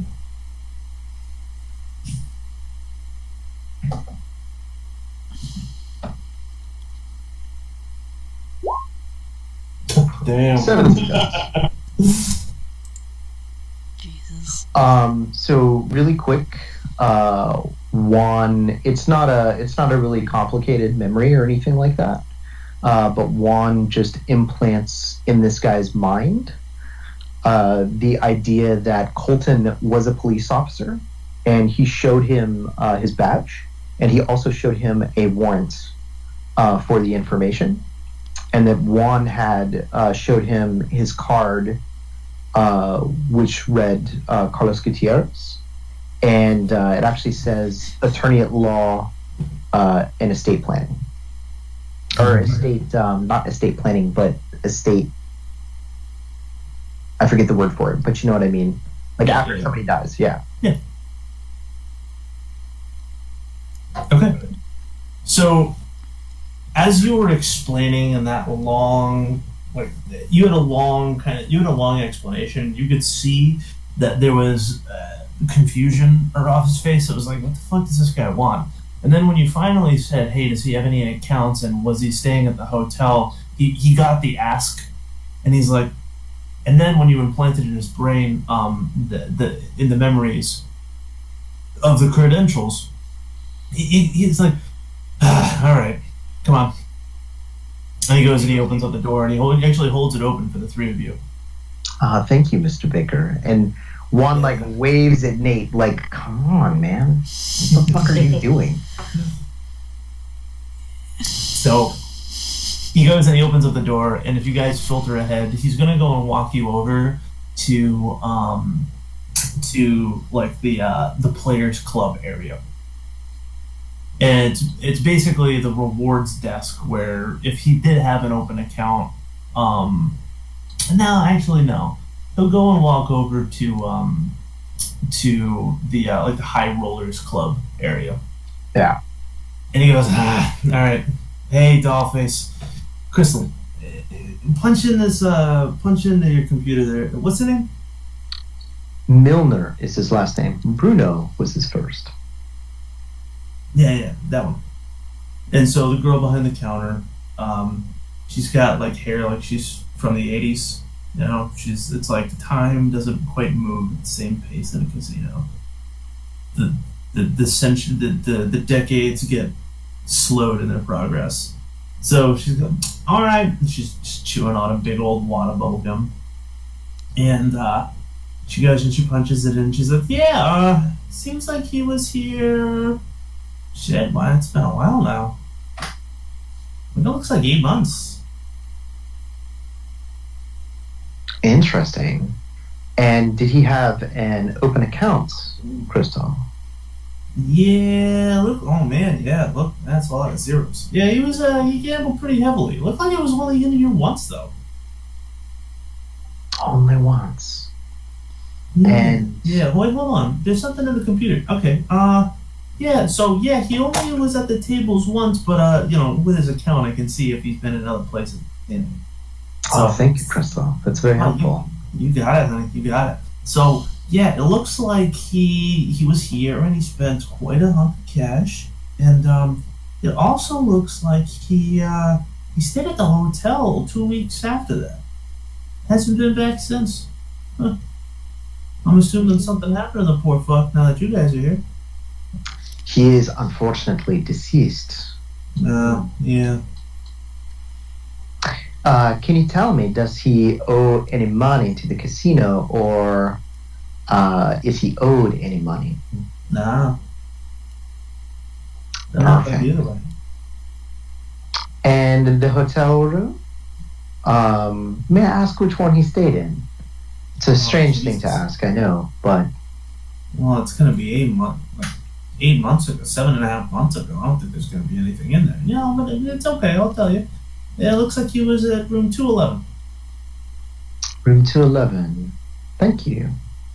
Yeah, of course. And he looks at Colton and Nate, and he doesn't say anything, but his eyes are like, ask your cop questions. Do that cop thing you do. We're cops.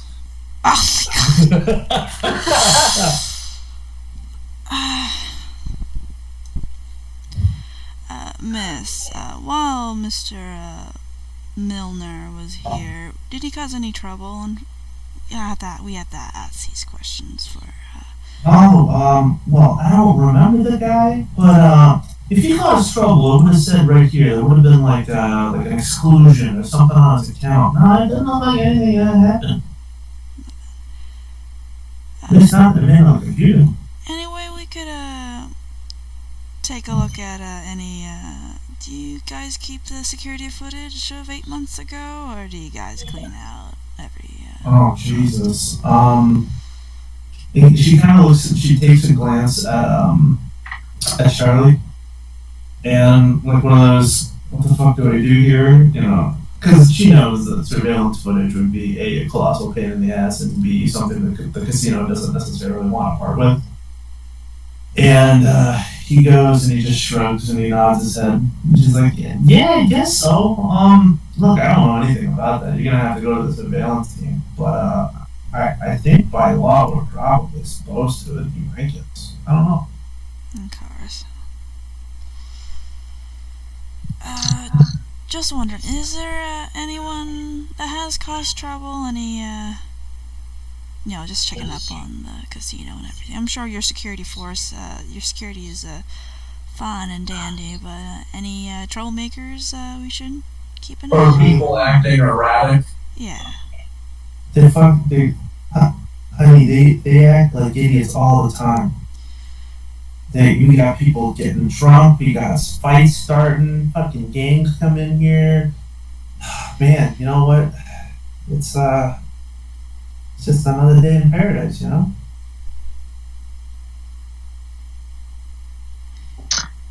Mr. Baker, if you wouldn't mind escorting us to the security team, as Miss Crystal mentioned, and introducing us, we would be happy to speak with them as well. Yeah, well, good. You come with me. And he walks you over to a door with a badge, or a door with like an electronic RFID kind of thing. It's the 90s. I don't necessarily know what they would be using for something like that technology, but whatever the analog is, that's what he's doing. Probably like an actual swiping key card rather than an RFID with a magnetic strip. So he goes and he does that, and he says, "Please wait right here. I'll go and talk to my boys at the Eye in the Sky. There aren't supposed to be non-employee casinos, non-casino employees that are going to the back." Of course, we understand. Okay, look, I I think Ross is on. Ross is the manager of surveillance. I think he's on tonight. I'll go find him. And with that, he goes and he disappears into the hallway, and he's gone for a good 10 minutes. So after he leaves, Juan just like looks over at Colton and Nate and gives one of those smiles and like lifts his eyebrows like, "Yep." I still got it. So 10 minutes come by, and Charlie doesn't come back, but a man, but who you assume is Ross, comes out, and he goes, he looks out and he opens up the door and he's kind of like looking around to see who the hell is like asking for him, and he sees the three of you, and in his mind it's immediately obvious who are asking for him. And he goes and he walks over to Juan, who I'm guessing is looking like the quote-unquote leader in the situation. And he extends his hand. Well, I mean, if any of you want to go and essentially like look at him and make first contact, that's on you guys. Like, but Juan seemed to have been in the driver's seat thus far, so Juan shakes the guy's hand, and then he smiles very politely, and he leans forward and he kind of whispers and he says, "I'm just the lawyer. These are the cops." And with that, his hand goes and he starts shaking you a little bit more enthusiastic. Oh, okay. Hey, yeah. What do you guys need to hear? What do you guys need to talk to me about? I heard something about 7.5 months ago, something like that.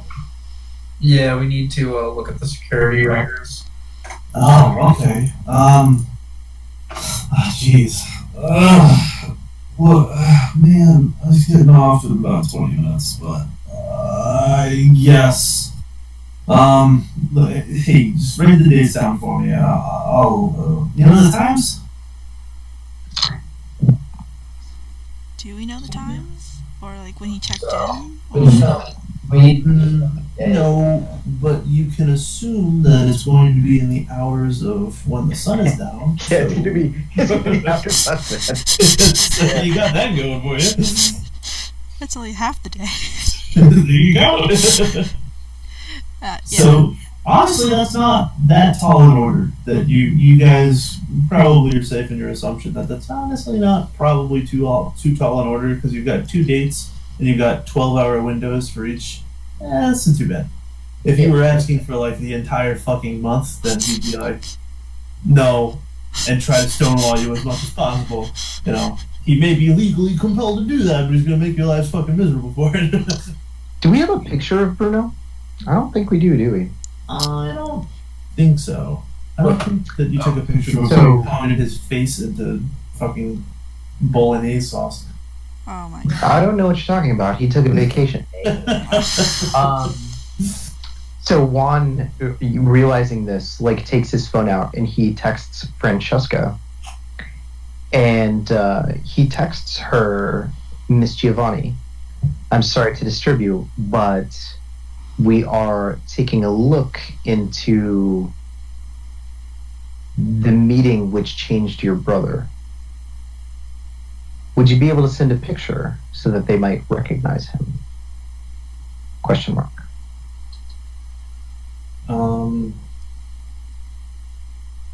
It is immediately flagged as red. There's a pause, and then what is the equivalent of this, like the little ellipses on Apple, and there's nothing that's said back to you. There's just a picture, and you get the feeling that this picture was taken before they were undead. Sure. And it's them together, and they're in. It's kind of like they're arm in arm with a smile, and the setting is clearly not the United States. Cool. And you see a watermark, and it says 4487. So Juan, he sees the watermark, And he like turns his phone and he puts his thumb over the watermark, and then he shows the guy the picture, and he's like, unfortunately, this is somewhat privileged information, so I cannot share the picture with you right now. I will have to ask my client if I am allowed to distribute this, but if you take a good look, perhaps this will help you find him. I'm sure you have many cameras in this place. He squints his eyes a bit and takes a good look at the photo. He says, yeah, good looking kid. It shouldn't be too hard to find. Thank you. You know where he was playing? I mean, look, hey, we've got hundreds of cameras in this casino. We know his room number, but not where he was playing. Okay. And what's the room number? one gives him the room number. 211. All right, second floor. All right, that shouldn't be too bad. I'll tell you what. It shouldn't be all that bad at all. It shouldn't be all that hard. I'm gonna go up. I'm gonna give you the 12 hours on that date, and whatever camera was pointing at 211, you'll get it. Perfect. And then, if we do find him, if he was somewhere on the floor playing, can we also see that footage? That one's gonna be a toughie. That one's gonna be a tough one. Cause look, man, I'm gonna tell. I'm more than happy to help my fellow man and the boys in blue. He goes and he looks at Nate and Colton, but that's gonna be a whole hell of a lot of work. I'll tell you what. If we can see the footage from his room, then perhaps we can come to an arrangement then. Yes? Yeah, we can do that. Perfect. Tell you what, you sit tight here and I'll go and there it comes. I'll go and get you that footage of 211. Sound good? Sure. Will you have it tonight or Yeah, tomorrow? give me half hour, I got you. Perfect. Your efficiency is most appreciated. You got it. Tips appreciated. Of course. And Juan looks back to Charlie, and he says, "Mr. Baker." Charlie's not here. Charlie didn't come back out. Oh, okay, perfect. So it's just Juan and Nate and Colton. Yep. Hmm? Cool. Is there anybody else around? No, not really. Nobody's paying you any attention at least. So, Juan looks back at them and he's like, actually, you know what? I'll just do it before he leaves. Dominate's like the most useful power, by the way, right? By far. What's this guy's willpower? Which one? Ross? The security guy? Yeah, the security guy. 5. Okay. So Juan is going to use Mesmerize, and he is going to plant the hypnotic suggestion that Ross really wants to check the footage from the floor and get it to them tomorrow night. Okay. But you still, just so I know, you still want the footage from 211 tonight? Yeah. Oh, cool. Yeah. You got it. So, unless you want to speak amongst yourselves for the intervening half hour, yeah, you got it. So, unless you want to speak amongst yourself for some portion of the intervening half hour, he does come back. Okay. I think Juan would only say to Nate and Colton that, just that he hopes that this turns something up. But he imagines that if he didn't meet somebody in the room, he probably met someone in like a meeting room or something like that, rather than the floor. Right. And that is all Juan will say. Well, honestly, it would be better if we had the whole footage of the whole day, and honestly, I'd look over it if he's not willing to get a copy. Cool. So, you've noticed something else about all the people that have been speaking to you. They're all white people. Yeah. Yep. Oh, one other thing. One texts Francesca back and says, "Your help is most appreciated." And he does like the smiley face emoticon, but he actually like spells it out, like :/ You get nothing back. It doesn't even come up as red.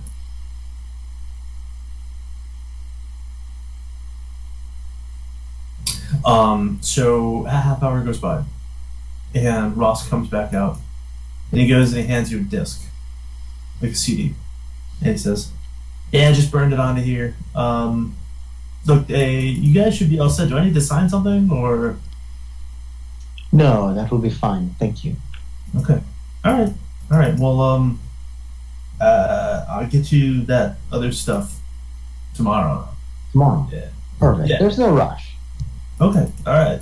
Yeah, just swing on by. Same time, same place. We'll pick it up. Thank you. All right. You have a good night. You too, sir.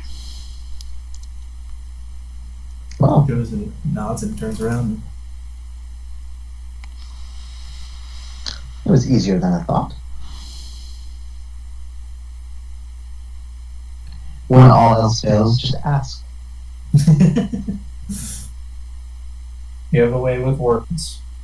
You certainly do. A gift. So, we will review this and see what we can see, yes?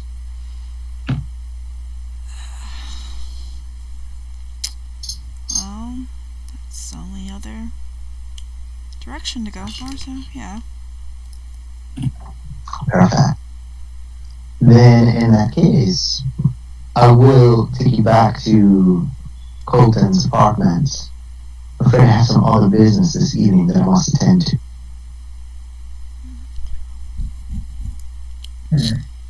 Alright. So Juan takes him back unless anybody wants to do anything. Nope. Not really. No, you might ask Juan to stop, around the corner that they were supposed to have the meeting with the sheriff, so he can get a refresher of what the place actually looks like. So if they do set up a bug, then they know what. It's a good idea. That's all why.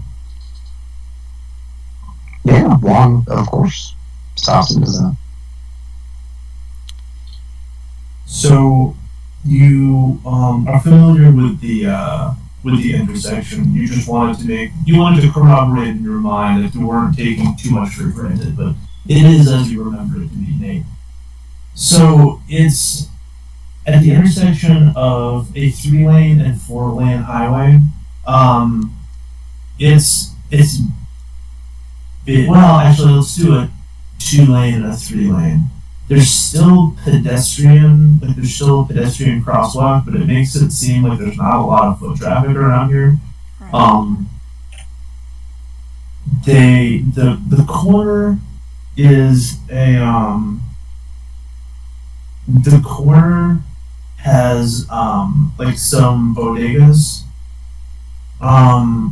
but they seem like they're not all that heavily trafficked, and it's like they're just hanging on. Right. Because again, there's not a lot of foot traffic here. Right. There's really just it's urban blight right here. It's there's a bodega here. There's generally lots of for sale, for rent, please inquire, call real estate, blah blah blah blah blah. Most of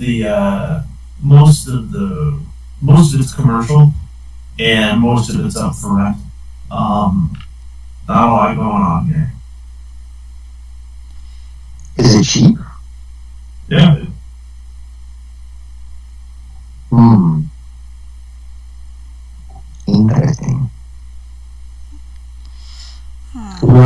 might come back at this point. I know it's midnight.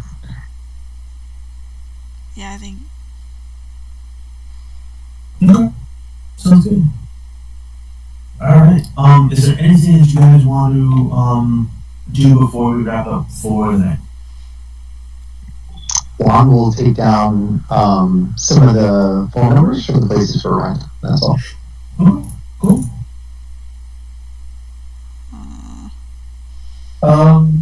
Maybe just as like a random thing, I checked up on Maria Martinez.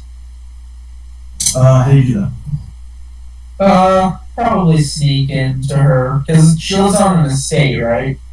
Yeah, it's gonna be a long, like, that's gonna take up a lot of time. Because remember, so she's in an estate in Mexico. So you're gonna have to do a lot of labor to get that. That you wouldn't have enough time in the night to do that. Gotcha. All right, never mind. Nate's, well, he probably headed off to church for a bit.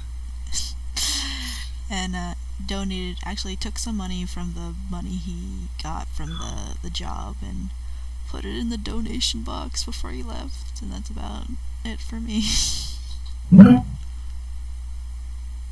Alright, sounds good. So, everybody take 4 XP. Okay. Sweet. Thank you. Awesome! Yeah, you guys got a lot done today. It was good. We were very focused. Yes. You were. You definitely got it in gear, and you got a lot done. And the last scene before it fades to black is Alan, the fly, walking over his eyeball. Still with a penis straw Oh, these okay. days. That's gonna be fun. Oh, God. But anyways, have a wonderful night, guys. I gotta get going to bed because I gotta get up early tomorrow. But